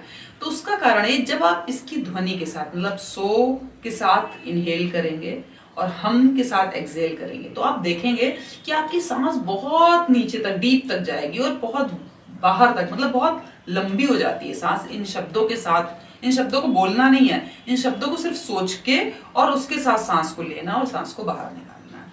तो जैसा सोहम कर लीजिए, चाहे हंसा कर लीजिए, चाहे हमसा कर लीजिए, चाहे होंगशॉ कर लीजिए, एक ही बात है, सबका मतलब एक ही है, सबका रिजल्ट एक ही है, ये कह सकते हैं। आप एक बार नॉर्मल सांस लीजिए, नॉर्मल छोड़िए, और एक बार सो के साथ लीजिए और हम के साथ छोड़िए, तो आप देखेंगे कि आपकी सांस ना एकदम से लंबी लंबी लगने लगेगी आपको। तो इसकी मेन, इससे फायदा क्या है, इसका जो इसकी साथ नाम के साथ जो हम सांस लेते हैं, तो इससे फायदा क्या होता है? इससे सबसे बड़ा फायदा ये होता है कि जब आप इन शब्दों का यूज करके, इस मंत्र का यूज करके सांस को, अपनी सांस के साथ अपनी जागरूकता को लगाते हैं, मतलब सांस पे आप ध्यान देते हैं कि अब हम सांस ले रहे हैं शब्द के साथ, अब इस शब्द के साथ सांस बाहर निकाल रहे हैं, तो आप इतनी इसमें डीप मतलब इन्वॉल्व हो जाते हैं। धीरे धीरे धीरे धीरे धीरे धीरे क्या होता है कि आपकी सांस जो है ना वो बहुत धीमी, लंबी और गहरी हो जाती है। जैसे योगिक ब्रीदिंग की बात की थी हमने ना, तो ये समझिए आपको योगिक ब्रीदिंग करनी है और उस योगिक ब्रीदिंग के साथ आपको सोहम शब्द या हंसा, जो भी आपको सुटेबल लगे, वो शब्द बोलना है बस। तो आप देखेंगे कि आप एकदम से एकाग्रता आपकी बढ़ती चली जाएगी, और जो हमारे प्राण होते हैं ना, प्राण शक्ति होती है वो स्थिर होने लगती है, और जो मन की चंचलता है वो बिल्कुल समाप्त होने लगती है। ये इसका मेन उद्देश्य है, और ऐसा आप करके देखेंगे तो आप पाएंगे कितनी पावरफुल टेक्निक है ये। तो सिंपली आप समझ गए होंगे इस बात को कि हम हा के साथ सांस लेनी है और सौ के साथ बाहर निकालनी है, या सो के साथ सांस लेनी है, हम के साथ बाहर निकालनी है। तो कुछ जगह पे सोहम और हंसा दोनों कराए जाते हैं, कहीं पे सिर्फ सोहम तो कहीं पे सिर्फ हंसा, कहीं पे होंशो, तो ये सब अलग अलग है, लेकिन सबका मतलब यही है कि मैं वही हूँ, मैं हूँ वह। जैसे हमसा का मतलब होता है मैं हूँ वह, और सोहम का मतलब होता है मैं वही हूँ, तो बात एक ही होगी ना।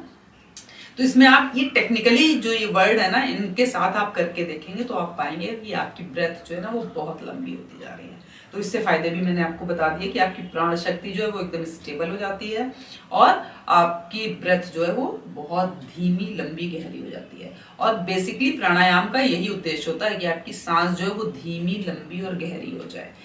ये अगर हो गया तो आप सारी चीज बहुत ईजिली कर पाएंगे।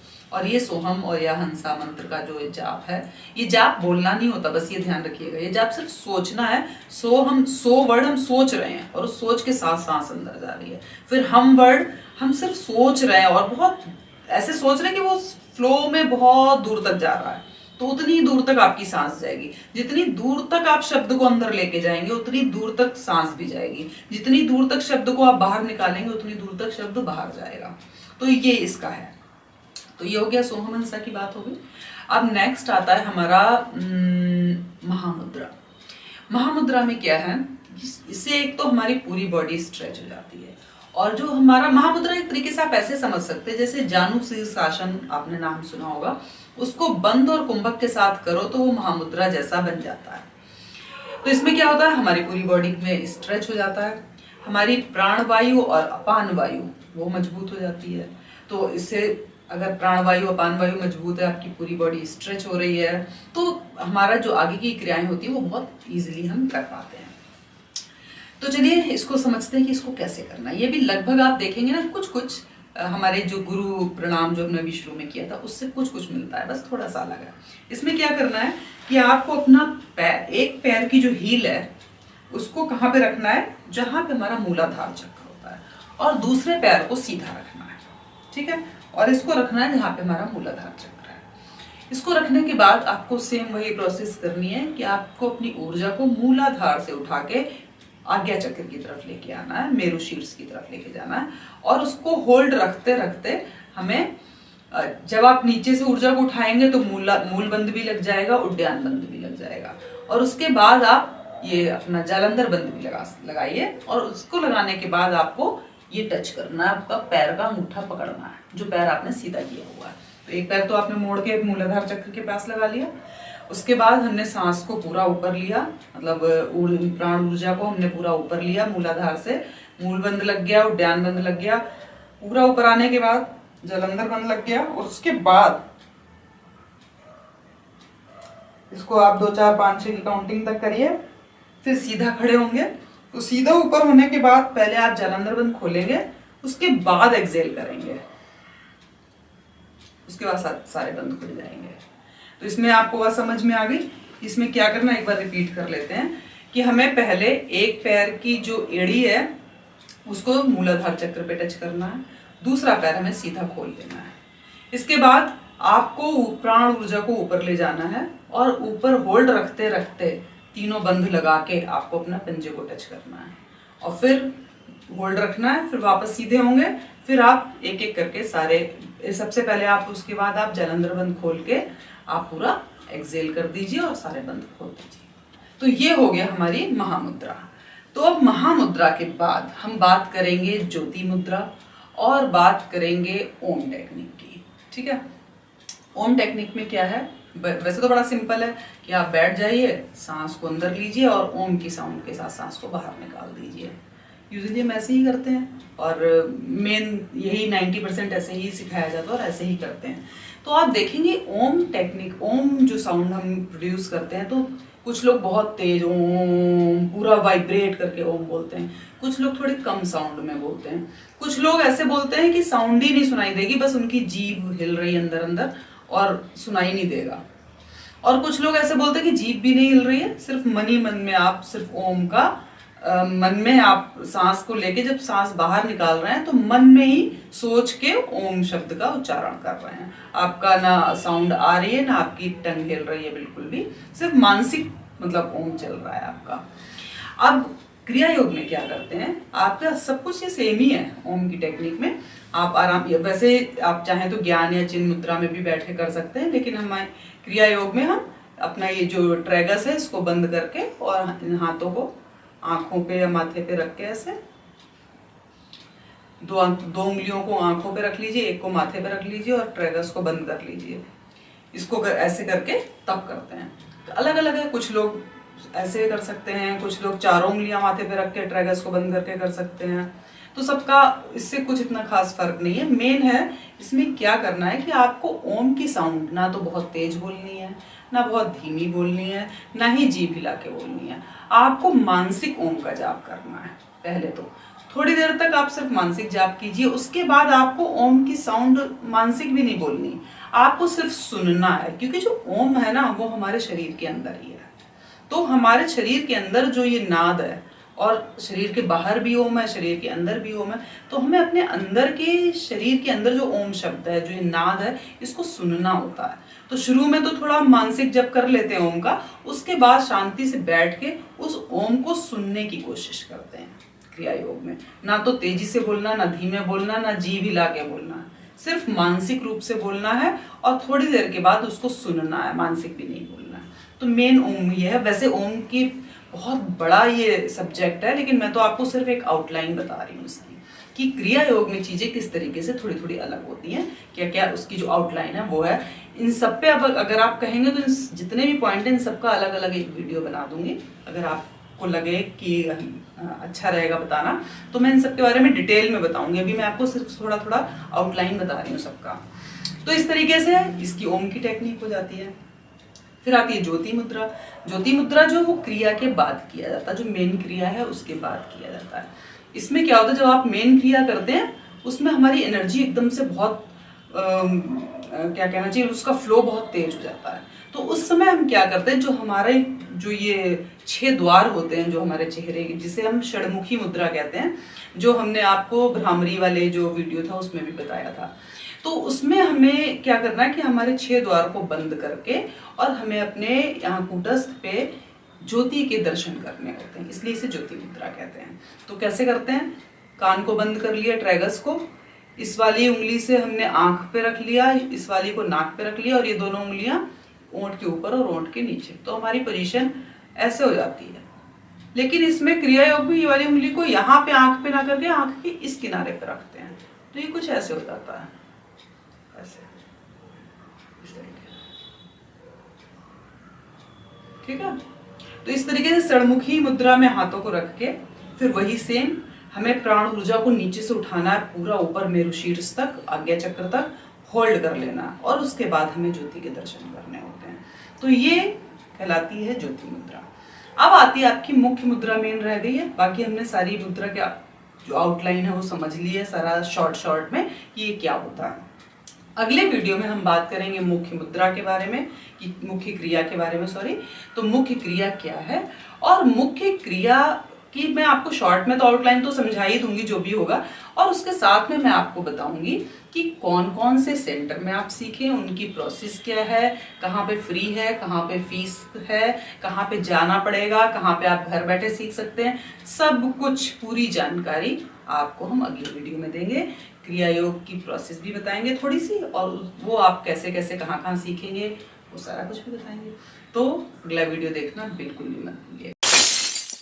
मित्रों, आज का विषय जैसा कि हमने पिछले वीडियो में बात की थी कि अगले वीडियो में हम आपको बताएंगे कि क्रिया योग आप कहाँ से सीख सकते हैं, मतलब कौन कौन से ऐसे जेन्युइन सेंटर्स हैं जहां से आप क्रिया योग सीख सकते हैं। तो आज के इस वीडियो में हम वो सारा कुछ आपको डिटेल में बताएंगे, लेकिन उससे पहले हम बात करते हैं आगे के पॉइंट की, क्योंकि हमने 12 पॉइंट की बात की थी, जिसमें हमने 6 पॉइंट पिछले वीडियो में डिस्कस किए थे, उससे पिछले वीडियो में हमने 4 पॉइंट डिस्कस किए थे, और उससे पिछले वीडियो में हमने क्रिया योग क्या है और उसका पूरा बैकग्राउंड क्या है वो सारी बात की थी। तो आज हम इस बारे में बताने से पहले कि सेंटर्स वगैरह का जो भी डिटेल है वो हम आपको बताएंगे, लेकिन उससे पहले थोड़ा सा शॉर्ट में ये जान लेते हैं कि जो क्रिया योग की मुख्य क्रिया है वो क्या होती है। जो आपका बहुत सवाल था कि इसके बारे में भी तो बताइए, तो बहुत डिटेल में तो मैं नहीं बता पाऊंगी, लेकिन जितना भी थोड़ा सा उसका इन्फॉर्मेशन मैं आपको दे दूंगी। तो क्रिया योग में जैसे कि हमने 10 पॉइंट डिस्कस किए थे, तो वो जब 10 पॉइंट को एक साथ कंबाइंड करके जो क्रिया की जाती है वो कहलाती है मुख्य क्रिया। तो हमने क्या क्या पॉइंट डिस्कस किए थे, जैसे खेचरी, शांभवी, ये सारी मुद्राएं की थी हमने डिस्कस। तो इसमें क्या करते हैं कि आप पद्मासन में बैठ जाइए, नहीं तो सुखासन में बैठ जाइए, सिद्धासन में बैठ जाइए। जमीन पे नहीं बैठ सकते हैं तो आप चेयर पे बैठ जाइए, और आपकी पीठ होनी चाहिए बिल्कुल सीधी। आप खेचरी मुद्रा में भी आ जाएं, आप शांभवी मुद्रा में भी आ जाएं। ये सारा कुछ, मतलब मैंने आपको बोला था ना, ये सारी चीजें जब कंबाइंडली करते हैं तो बहुत ऐसा लगता है थोड़ा सा ही काम है। जब अलग अलग सुनते या सीखते हैं तो ऐसा लगता है बहुत सारा, ये कैसे सीखा जाएगा। तो इस तरीके की पोजीशन में बैठना है, और उसके बाद आपको जो योगिक ब्रीदिंग होती है, जैसे कि आपने योगिक ब्रीदिंग वाला वीडियो देखा होगा, जैसे मैंने आपको बोला था कि देखना है आपको। तो योगिक ब्रीदिंग के साथ साथ आपको सोहम या हंसा, जो भी सेंटर में आपको जो भी बताया जाता है, जो भी आपके गुरु आपको कहते हैं करने के लिए, तो उसका जाप आपको करना है योगिक ब्रीदिंग के साथ, मतलब डीप इनहेलेशन डीप एक्सहेलेशन के साथ में आपको सोहम या हंसा का जाप करना है, और साथ में ओम का जाप करना है, ओम पे ध्यान करना है। इसके करने के बाद आती है हमारी मुख्य क्रिया, मतलब ये सारा कंटिन्यूएशन में चलेगा आपका। मुख्य क्रिया में जैसे कि हमने सबसे पहले वीडियो में बात की थी कि मुख्य क्रिया जो होती है या क्रिया योग जो होता है वो प्राण का अपान में और अपान का प्राण में हवन होता है, जिसमें मैंने आपको भगवत गीता के 4थे अध्याय के 29वें श्लोक का उदाहरण भी दिया था। तो इसमें क्या होता है, ये कैसे होता है, तो जैसे कि मैंने आपको बताया था कि जो हमारा चेस्ट एरिया है, यहाँ पे रहती है प्राण वायु, और बीच में आ गई समान वायु, और उसके नीचे आ गई अपान वायु। तो अब बीच में तो समान वायु है, ऊपर है प्राण और नीचे है अपान। तो इनका आपस में, इनको रुद्ध कैसे कराना है, इनको कैसे मिलाना है, या इनके बीच की दूरी को कम कैसे करना है, तो ये कहलाता प्राण का अपान में, अपान का प्राण में हवन करना। और इसमें देखिए एक्सटर्नली और इंटरनली दोनों प्रोसेस होती हैं और एक साथ होती हैं, मतलब साइमल्टेनियसली एक्सटर्नल प्राण और अपान भी मिल रहा है और इंटरनल प्राण अपान भी मिल रहा है। कैसे, जैसे कि आपने सोहम या हंसा या ओम पे जब आप ध्यान कर रहे हैं, यानी कि योगिक ब्रीदिंग जब आप कर रहे हैं, तो आप योगिक ब्रीदिंग जब करते हैं तो आपने नोटिस किया होगा कि आपकी जो, जब हम सांस बहुत गहरी अंदर तक ले आते हैं तो हमारा डायाफ्राम जो होता है ना बहुत नीचे तक जाता है, यानी कि हमारी प्राण वायु जो बहुत नीचे अपान की तरफ जा रही है। और जब हम एक्सहेल करते हैं, एक्सहेल करने के बाद बहुत स्लोली एक्सहेल करते हैं और फिर होल्ड करते हैं बाहर, तो जो हमारी डायाफ्राम होता है वो बहुत ऊपर तक आने लगता है, यानी कि जो अपान वायु है वो बहुत ऊपर तक आ रही है। तो इस तरीके से प्राण और अपान के बीच की दूरी जो है वो कम होती जाती है। तो इससे भी कहते हैं, लेकिन ये थोड़ा सा एक्सटर्नल है, मतलब ये क्रिया योग के पर्पज से ये चीज नहीं है। क्रिया योग में क्या है कि ये तो चलेगा ही, जो आपका एक्सटर्नल ये हो रहा है तो होना ही है, मतलब आपको योगिक ब्रीदिंग तो रखनी ही है। साथ में आपको मानसिक रूप से आपके मूलाधार से जो हमारी प्राण शक्ति है उसको उठा के पूरी मेरु शीर्ष तक पहुंचाना था, मेरुदंड से होते हुए मेरु शीर्ष तक पहुंचाना है। तो ये दोनों प्रोसेस साथ साथ चलेंगी। मतलब एक तरफ आपने सांस लिया बहुत डीप अंदर तक, इस तरीके से फील करना कि ये जो प्राण वायु है ना हमारी अपान वायु तक पहुंचने लग रही है, ऐसी फीलिंग के साथ। तो मतलब कि बहुत गहरी सांस लेनी है, और साथ ही साथ इधर आप सांस ले रहे हैं और उधर आपकी प्राण शक्ति मूलाधार से और मेरुदंड से होती हुई मेरु शीर्ष की तरफ जा रही। तो मतलब एक तरफ प्राण शक्ति, एक तरफ प्राण ऊर्जा अंदर आ रही है और एक तरफ अपान ऊर्जा ऊपर आ रही। तो एक चीज नीचे जा रही है और एक चीज ऊपर आ रही है। तो इससे क्या होता है, उनका जो गति होती है वो रुद्ध होने लगती है। इसी को कहते हैं प्राण का अपान में और अपान का प्राण में हवन करना। तो ये कहने में बड़ी शाब्दिक चीजें लग रही हैं, ऐसे प्रैक्टिकली इतना इजी नहीं है इसको करना। इसीलिए ये मेरा ही नहीं, किसी का भी वीडियो देख के सुन के आपको ये सब कुछ खुद कभी भी ट्राई नहीं करना है। क्यों नहीं करना है? इसके दो कारण हैं। एक तो आपको हमेशा क्रिया योग, बाकी योग का मैं नहीं कह सकती क्योंकि नॉर्मल मेडिटेशन योग आप कहीं से भी सीख सकते हैं, वीडियो से भी सीख सकते हैं, किसी का कोई साधक है उनसे भी सीख सकते हैं। लेकिन क्रिया योग हमेशा एक उच्च कोटि के जो गुरु हैं, या फिर हम कहेंगे जो ईश्वर प्रदत्त गुरु होते हैं, जिन पे ईश्वरी कृपा होती है, जो ईश्वर के जिन्होंने खुद दर्शन किए होते हैं, तो इस तरह के गुरु से अगर आप सीखेंगे तो इससे एक तो फायदा ये होगा कि आपका जो शरीर है वो उस ऊर्जा के साथ, उसकी कंपेटेबिलिटी जो होती है ना, मतलब शरीर को उस ऊर्जा के साथ बैलेंस बनाने में दिक्कत नहीं आएगी, क्योंकि वो गुरु जो है आपको बहुत अच्छे से गाइड करेंगे और उनकी भी ऊर्जा आपके साथ रहेगी। जब कोई शिष्य बनाते हैं गुरु तो एक अपनी ऊर्जा भी उनके साथ, मतलब उनका आशीर्वाद भी होता है और उनकी वाइब्रेशंस भी आपके साथ होती है। तो हमारी बॉडी और ऊर्जा के बीच में कनेक्शन की जो एक्सेप्टेंस होती है वो बढ़ने लगती है। दूसरा कारण क्या है, जो क्रिया योग है इसमें, जैसे मैंने अभी आपको बताया प्राण और अपान की बात की है, तो इसमें दो चीजें साथ साथ चल रही है। एक तरफ आपकी ब्रीदिंग भी चल रही है और एक तरफ आपकी प्राण शक्ति भी चल रही है। तो ये ब्रेथ और प्राण शक्ति का जो कॉम्बिनेशन है, तो इसमें क्या होता है, अगर आप किसी ऐसे यूं ही किसी से भी सीखेंगे और फिर उसके बाद आप अपने आप से कोशिश करेंगे, तो अगर जरा सी भी ऊर्जा का जो रूट है वो अगर डिसबैलेंस हुआ तो आप मेंटली रिटार्टेड भी हो सकते हैं, मेंटली डिसबैलेंस्ड भी हो सकते हैं, और ऐसे बहुत से लोग हो जाते हैं। इसलिए क्रिया योग के लिए कहा गया है कि ये गुप्त विद्या है और ये गुरु शिष्य परंपरा से ही होनी चाहिए। तो ये सारी चीजें इसीलिए कही गई हैं कि कोई भी खुद से कोशिश ना करे, क्योंकि इससे साइड इफेक्ट भी होते हैं। जितनी ब्लास्टिंग है ना, एरोप्लेन मोड या रॉकेट विद्या कहा गया है इसको, उतनी ही अगर आप इसको गलत तरीके से सीखेंगे या गलत तरीके से कोशिश भी करेंगे तो आपके लिए बहुत निगेटिव भी हो सकता है। तो इसको बिल्कुल भी कोशिश नहीं करना है। तो अब इसको आप एक ऐसे एग्जाम्पल से समझिए कि यूं तो ऐसा लगता है बड़ा सिंपल है, क्या शांभवी में बैठे, पद्मासन में बैठे और हमने खेचरी लगाई और बस सांस अच्छी से गहरे से ली और हमने अपना मानसिक तरीके से सोचा कि प्राण शक्ति ऊपर चढ़ रही है, तो बस यही, तो इसमें क्या है, कुछ भी नहीं, सिंपल है। लेकिन अगर आप इसको इस तरीके से समझे, मान लीजिए हमें कोई सब्जी बनानी है, कोई भी, जैसे मान लीजिए हमें आलू और टमाटर की सब्जी बनानी है। अब उसमें हमने 1 किलो आलू लिए, तो अब आप उसमें 1 किलो टमाटर तो नहीं डालेंगे, या फिर 1 किलो नमक नहीं डालेंगे, 1 किलो हल्दी नहीं डालेंगे, 1 किलो मतलब जो भी मसाला है, तो सब चीजें 1 किलो तो नहीं पड़ेंगी ना। तो उसमें हर चीज का रेशियो है, कितने आलू, कितने टमाटर, कितनी नमक, कितना हल्दी, जो भी सामान है, कितना ऑयल, तो सबका रेशियो अलग अलग है। कौन सी चीज पहले पड़ेगी, कौन सी चीज बाद में पड़ेगी, सब कुछ का कितना कितना अमाउंट रहेगा। उसी तरीके से क्रिया योग में कब हमारे शरीर में कौन सी श्वास हमें गहरी लेनी है, कौन सी धीमी लेनी है, कब शरीर को टाइट रखना है, कब शरीर को ढीला करना है, कब आंखों को कैसे करना है, कब श्वास को कैसे करना, तो ये सारा कॉम्बिनेशन है। तो ये अलग अलग सोच के और आप एक साथ करने की कोशिश करेंगे तो कभी भी मत करना। तो ये सारी प्रोसेस जब आप एक अच्छे सेंटर में, अच्छे गुरु के अंडर में रह के करेंगे तो आप बहुत उन्नति पाएंगे। और वैसे भी जब तक गुरु दीक्षा ना देना तब तक क्रिया योग में उन्नति भी नहीं होती है। ये आप एक तरीके से समझिए, ये हमारे महाअवतार बाबा जी के शब्द हैं कि आपको ये सीखना है तो गुरु शिष्य परंपरा से ही सीखिए, तभी आप उन्नति कर पाएंगे, वरना आप प्रैक्टिस करते रहिए, आपको कोई भी रिजल्ट नहीं मिलेगा। तो इसलिए मेरी बहुत बहुत विनती है आपसे कि आप कोई वीडियो देख के या यूं ही किसी से भी जो खुद एक साधक है उससे पूछ पाछ के आप कोशिश मत कीजिए। आप अच्छे सेंटर में, अच्छे गुरुओं के अंडर होके इसको सीखिए। और हाँ, ये है कि अगर आप बहुत अच्छे से सीखेंगे गहराई से तो आपकी उन्नति इसमें 100% होगी और वो रिजल्ट आपको कुछ ही दिनों में पता चलने लगेगा, आपको खुद पता चलेगा और आपके आसपास के लोग आपसे कहना शुरू हो जाएंगे। इतना चेंज कर देती है ये क्रिया योग। तो चलिए अब आते हैं हम अपनी मुख्य बात पे कि हमें कहाँ सीखें, कहाँ पे जो जेन्युइन है कहाँ सीखें। तो देखिए मित्रों, महाअवतार बाबा जी ने लाहिड़ी बाबा को दीक्षा दी। लाहिड़ी बाबा जी के बहुत सारे शिष्य हुए, फिर उनके भी बहुत सारे शिष्य हुए, फिर उनके भी बहुत सारे शिष्य हुए। तो बहुत सारे जेन्युइन लोग हैं इस भारत में हमारे, और भारत से बाहर भी। तो लेकिन मुझे नहीं पता, मैं सिर्फ आपको वो बताऊंगी जो मुझे पता है, जिनकी मैं गारंटी ले सकती हूँ, या मैं ये कहूँ कि जिनका मुझसे वास्ता पड़ा है। तो जिनकी जेन्युइनिटी के बारे में मुझे मालूम है, मैं वहाँ गई हूँ, रही हूँ, मिली हूँ, देखा है, सब कुछ समझा है, तो मैं उनके बारे में आपको बता रही हूँ। बाकी ऐसा नहीं कि ये सिर्फ जो मैं आपको बताने जा रही हूँ यही 2-4 लोग हैं, और भी लोग होंगे, लेकिन मुझे उनका आइडिया नहीं है। तो सबसे पहले देखिए, आप अगर योग सीखते हैं तो अलग अलग सेंटर्स का अलग अलग है। एक सेंटर में आपको बताऊंगी जहां पे साल में सिर्फ एक बार सिखाया जाता है बस। दूसरा सेंटर मैं आपको बताऊंगी जहां महीने में एक बार सिखाया जाता है। तीसरा सेंटर मैं बताऊंगी जहां पे आप जब चाहें तब उसको ज्वाइन कर सकते हैं। तो हर तरीके का अलग अलग हिसाब है।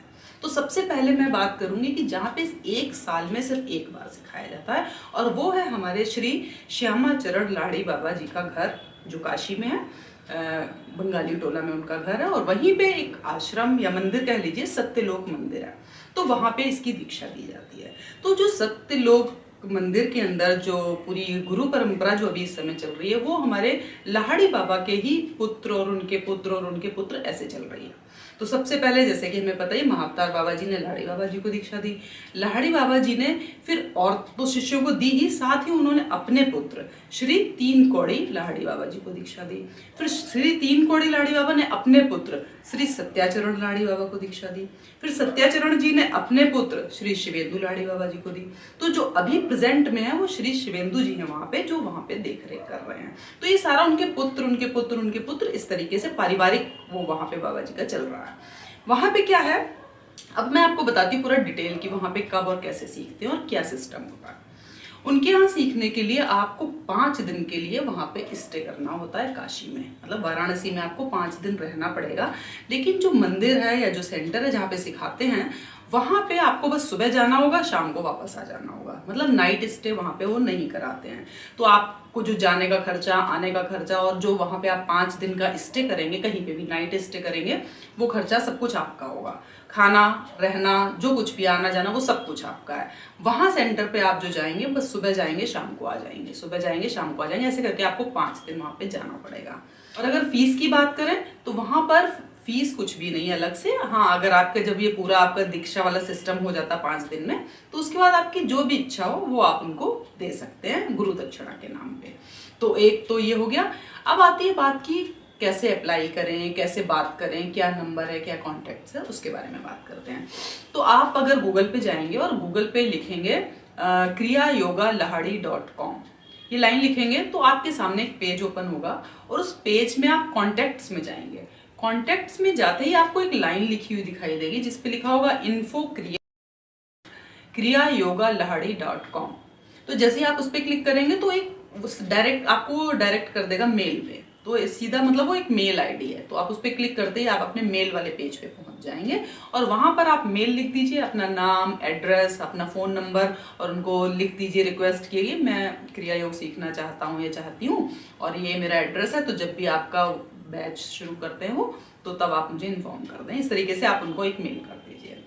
यूजुअली जब बाबा जी का, मैंने पहले ये सुना था कि जो उनका समाधि दिवस होता है उस दिन सिखाते हैं, सितंबर के आसपास, लेकिन फिर मैंने बाद में जब बात की तो मुझे पता चला कि जो गुरु पूर्णिमा होती है उस पर भी शुरू करा है उन्होंने सिखाने के लिए। तो मतलब साल में एक बार सिखाते हैं। अभी जब मैंने दोबारा एक बार और बात की तो उन्होंने कहा कि अभी 15 मार्च को उनकी जो पूरी साइट है वो अपडेट होगी, तो उसमें कुछ चेंजेस भी होंगे। तो आप अगर यहाँ पे अप्लाई करना चाहें तो आप 15 मार्च के बाद इस साइट पे जाके पूरा डिटेल देख लीजिएगा। अगर छोटा मोटा कुछ चेंज होगा तो वो आपको वहां पे मिल जाएगा, और इस तरीके से आप वहां पे अप्लाई कर सकते हैं। अब आप देख लीजिए जो वहां का एड्रेस है, जो बाबा जी के मंदिर का या जो उनके सेंटर का एड्रेस है, वो ये है।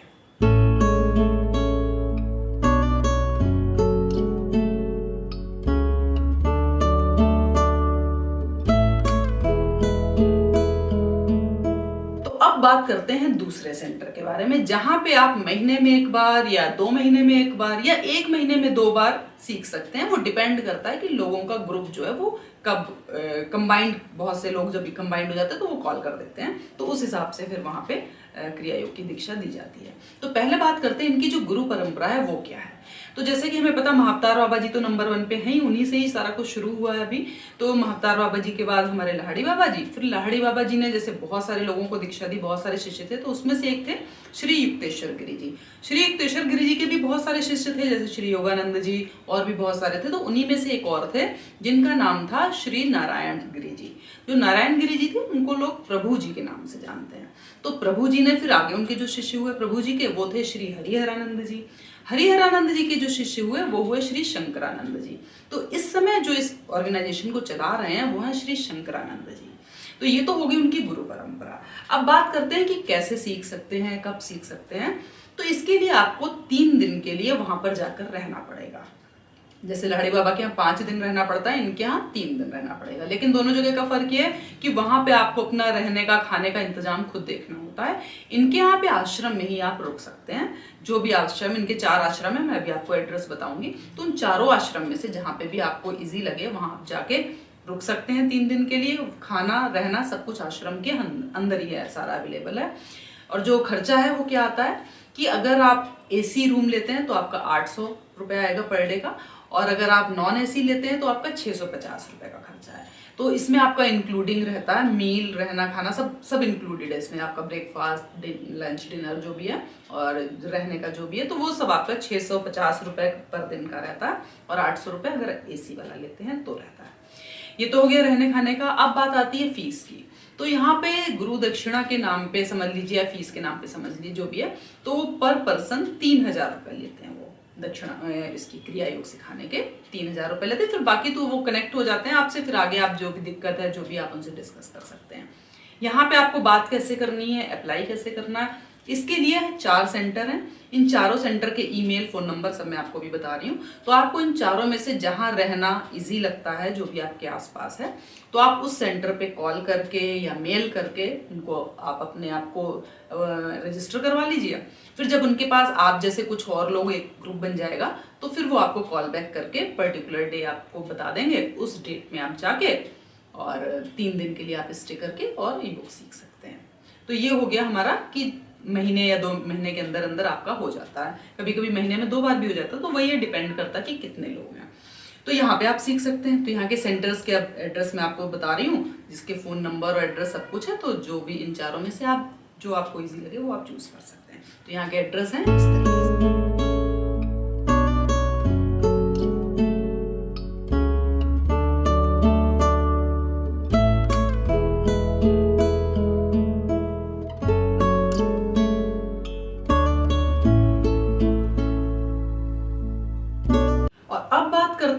तीसरे सेंटर की, और जो तीसरा सेंटर है वो हमारे श्री योगानंद जी का है।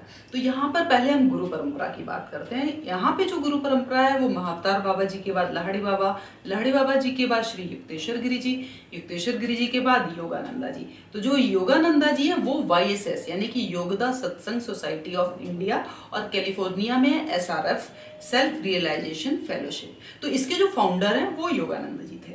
फिर योगानंद जी के बाद जनकनंदा जी, उसके बाद दया माता, फिर मृणालिनी माता, और अभी प्रेजेंट में श्री चिदानंदा जी हैं जो इसके फाउंडर इस समय है, मतलब इसकी जो देख रेख कर रहे हैं वो प्रेजेंट में वो है। तो ये तो रहा पूरी गुरु परंपरा की बात रही। अब बात आती है कि यहाँ पे सीखते कैसे हैं, मतलब यहाँ पे अप्लाई कैसे करें या इनका क्या फंक्शनिंग कैसे रहती है। तो यहाँ पे देखिए YSS के योगदा सत्संग सोसाइटी ऑफ इंडिया के 4 आश्रम हैं और उनके 65 ध्यान केंद्र हैं और 170 ध्यान मंडली हैं और 14 इनके रिट्रीट सेंटर हैं। तो इस तरीके से आप आप बहुत ही इजीली अप्रोचेबल हैं हर जगह में, हर शहर में, लगभग हर शहर में, क्योंकि इतने सारे सेंटर्स हैं। तो यहाँ पे आप अप्लाई कैसे कर सकते हैं, देखिए 2 तरीके हैं यहाँ पे। या तो आप ऑफलाइन अगर करना चाहते हैं तो आप किसी भी सेंटर में जाके, जो भी ध्यान केंद्र है या जो आश्रम है, वहाँ पे जाके फॉर्म भर के और मैनुअली आप अप्लाई कर सकते हैं। दूसरा जो सबसे ईजी है, क्योंकि अगर आप फॉर्म भी भरेंगे तो वहाँ सेंटर से फॉर्म को रांची भेजते हैं, फिर वो रांची से पूरा उनका आंसर आता, तो एक लंबा प्रोसेस है। उससे अच्छा, सबसे अच्छा है कि ऑनलाइन आप भरिए। ऑनलाइन का सिस्टम क्या होता है, ऑनलाइन में आप सबसे पहले गूगल में डालेंगे YSS। तो जैसे ही आप YSS डालेंगे तो वहां पे जो सबसे पहला आपको ऑप्शन दिखाई देगा, वो दिखाई देगा इस तरीके का पेज आएगा, जिसपे लिखा होगा योगदा सत्संग सोसाइटी ऑफ इंडिया, पहला ही ऑप्शन आएगा। और उसके बाद ये वाला पेज खुल जाएगा। इसको थोड़ा सा स्क्रॉल करेंगे तो आपको इस तरीके से दिखाई देगा, योगानंद जी की फोटो दिखाई देगी और ये लिखा हुआ, और ऊपर कुछ कुछ ऑप्शंस हैं। यहाँ पे बिल्कुल एंड में जब आप आएंगे तो यहाँ पे आपको दिखाई देगा डिवोटी पोर्टल और ये सारे ऑप्शंस हैं, जहाँ पे क्विक लिंक्स और ये सारी, ये वाला पेज दिख जाएगा आपको। तो आपको जाना है डिवोटी पोर्टल पे। जैसे ही आप डिवोटी पोर्टल पे क्लिक करेंगे तो आपके सामने ये वाला पेज आ जाएगा, और इस पेज में आप देखेंगे लास्ट में है क्रिएट अकाउंट। और क्रिएट अकाउंट पे जैसे ही जाएंगे तो यहाँ पे आपको अपना मेल आईडी डाल के वहां पे एक सेंड एक्टिवेशन कोड पे क्लिक करेंगे तो आपके पास कोड आ जाएगा, और वो डाल के आप इसमें अपने आप को एनरोल कर सकते हैं। अब इसके बाद आती है कि जब इसमें एनरोल हो गया तो इसके लिए लेसन के लिए कैसे अप्लाई करना है। तो यहाँ पे जहाँ पे आपने देखा था डिवोटी पोर्टल, उसी के साइड में देखिए लिखा है अप्लाई फॉर लेसन्स। तो यहाँ पर क्लिक करके आप लेसन्स के लिए अप्लाई कर सकते हैं। तो देखिए अब ये लेसन्स का क्या सीन है, अब आप ये समझ लीजिए। जब आप चाहे ऑफलाइन यहाँ पे अप्लाई करें चाहे ऑनलाइन अप्लाई करें, अप्लाई करने का यानी कि इनके मेंबर बनने का, YSS के साथ जुड़ने का कोई भी चार्ज, कोई भी फीस नहीं है। सिंपली आप इसको मतलब ज्वाइन कर सकते हैं। लेसन का क्या सीन होता है, जब आप ज्वाइन कर लेते हैं चाहे ऑनलाइन या ऑफलाइन, उसके बाद आपको लेसन प्रोवाइड किया जाता है। आपको मतलब लेसन के लिए अप्लाई करना पड़ता है। लेसन के लिए अप्लाई करेंगे तो उसका जो खर्चा है तो वो डिपेंड करता है कि अगर आपको वो लेसन्स चाहिए ऑनलाइन स्पीड पोस्ट से चाहिए या नॉर्मल पोस्ट से चाहिए या रजिस्ट्री से चाहिए, तो वो जो आपका खर्चा, जो पोस्टल जो चार्जेस होते हैं या जो आपके स्टेशनरी का जो भी चार्जेस होता है वो लगता है सिर्फ, वो शायद 500-600 से शुरू होकर 1000 के बीच में, इसी के बीच में रहता है। तो वो डिपेंड करता है कि आप किस तरह से मंगाना चाहते हैं, तो वो आपका खर्चा आएगा। और उसमें लेसन्स में क्या है कि ऐसे समझ लीजिए कि जैसे छोटे आ से अनार से लेके ज्ञा से ज्ञानी बना देते हैं वो लेसन, इतने यूजफुल है। मतलब वो पूरा ब्रह्मांड की पावर उन लेसन्स में होती है। तो कैसे बैठना है, कैसे अपने आप, कैसे आंखें रखनी है, कैसे हाथ रखने हैं, यहाँ से शुरू करके और आपका पूरी जो मेन क्रिया है वहां तक पहुंचा देते हैं 2 या 3 महीने में। तो उस ड्यूरेशन में आप सारा कुछ, ओम टेक्निक, हंसा टेक्निक, सोहन टेक्निक, जो भी है इनका, और जो भी कैसे बैठना है, क्या है, सारा कुछ आपको लेसन्स में स्टेप बाय स्टेप, इतना डिटेल कि आपको कहीं भी कहीं जाने की जरूरत नहीं, किसी से कुछ पूछने की जरूरत नहीं पड़ती। आप 2-3 महीनों में उन लेसन्स को पढ़ के जो इसका बेस है मुख्य क्रिया का, वो सारा सीख लेते हैं। अब बात आती है कि फिर क्या करें, दीक्षा का या जो मुख्य क्रिया उसके लिए क्या होता है। जब आप 3 महीने लेसन कर लेते हैं, 4 महीने या 2 महीने या 6 महीने, मतलब डिपेंड करता है आपके ऊपर कि आप उसे कितने दिन में खत्म कर रहे हैं। फिर उसके बाद वहां से क्वेश्चन आता है उन्हीं से रिलेटेड, जो लेसन आपने पढ़े हैं उन्हीं के बेस पे कुछ क्वेश्चन आते हैं, उसको आपको लिख के रिप्लाई भेजना होता है। जब आप रिप्लाई भेजेंगे वहां से ओके हो जाएगा। उसके बाद इनके जो 4 सेंटर हैं, जो 4 आश्रम हैं, उन चारों आश्रम में एक दीक्षा का प्रोग्राम ऑर्गेनाइज किया जाता है। तो इन जो भी चारों में से आपके लिए जो इजी पड़ता है, अप्रोचेबल होता है, जहाँ पे आप इजीली जा सकते हैं, तो वहां पे जाके आप दीक्षा ले सकते हैं। उसके लिए सिर्फ 1 दिन है, सुबह शुरू होगा और दोपहर तक खत्म हो जाता है, क्योंकि उससे पहले की सारी प्रोसेस तो वो ऑलरेडी आपको लेसन्स में सबको सिखा ही चुके होते हैं। जो बस मुख्य क्रिया होती है उसकी जो टेक्निक होते हैं ना, कुछ बहुत टेक्निकल पॉइंट्स होते हैं, वो सिखाने के लिए वो बुलाते हैं। और फिर जब गुरु सामने बैठ के अग्नि को साक्षी मान के जब आपको दीक्षा देता है, तो वहीं से आपकी उन्नति शुरू हो जाती है, ऐसे आप समझ लीजिए। तो ये सारा कुछ क्यों करते हैं, इतना लंबा प्रोसेस क्यों करते हैं? ये इसलिए करते हैं क्योंकि जब हम योग सीखना शुरू करते हैं तब हमारी बॉडी जो है ना बहुत नॉर्मल होती है। मतलब हमारे अंदर की ऊर्जा तो सोई पड़ी और बस हम एक फिजिकल वर्ल्ड में लगे होते हैं। लेकिन जब जैसे हम जो टेक्निक्स उनके लेसन्स में होती है उनको पढ़ते हैं, उनको अप्लाई करते हैं, घर पे उसकी प्रैक्टिस करते हैं, तो हमारे अंदर की ऊर्जा उठनी शुरू हो जाती है। तो जब धीरे धीरे हमारा बॉडी और एनर्जी में एक बैलेंस बनना शुरू हो जाता है, उसके बाद जब मुख्य क्रिया कराई जाती है तो कुछ भी हार्म नहीं होता इस बॉडी में। अगर पहले ही दिन आपको मुख्य क्रिया करा के और प्रैक्टिस करा के शुरू करवा देंगे, तो जैसे मैंने शुरू में बताया, तो एनर्जी जो है ना वो कुछ भी मतलब डिसबैलेंस भी कर सकती है माइंड को। तो बड़ा स्टेप बाय स्टेप बहुत तरीके से चीजों को सिखाया गया है यहाँ पे। और यहाँ पे एक चीज क्या है कि अगर जैसे रिट्रीट प्रोग्राम्स होते हैं, अगर आप जो लेसन्स में पढ़ रहे हैं, आप कभी कभी ये भी सवाल आता है किसी के मन में, भाई लेसन में हम पढ़ रहे हैं, हमें कोई चीज समझ नहीं आया तो हम क्या करें।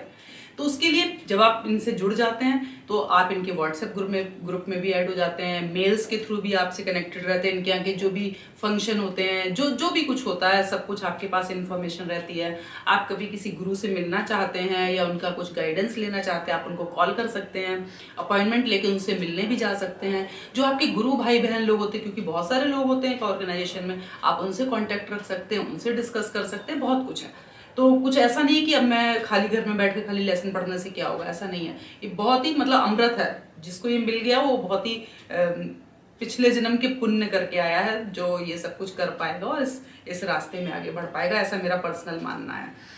तो अब बात करते हैं कि इनके आश्रम कहाँ कहाँ पर हैं और इनके जो बाकी के सेंटर ध्यान केंद्र हैं और ध्यान मंडली हैं, रिट्रीट सेंटर्स हैं, वो सब कहाँ कहाँ पे हैं। तो चलिए एक एक करके इन सारे एड्रेस को हम समझ लेते हैं। पहले हम देखते हैं कि इनके 4 आश्रम कहाँ कहाँ पे हैं।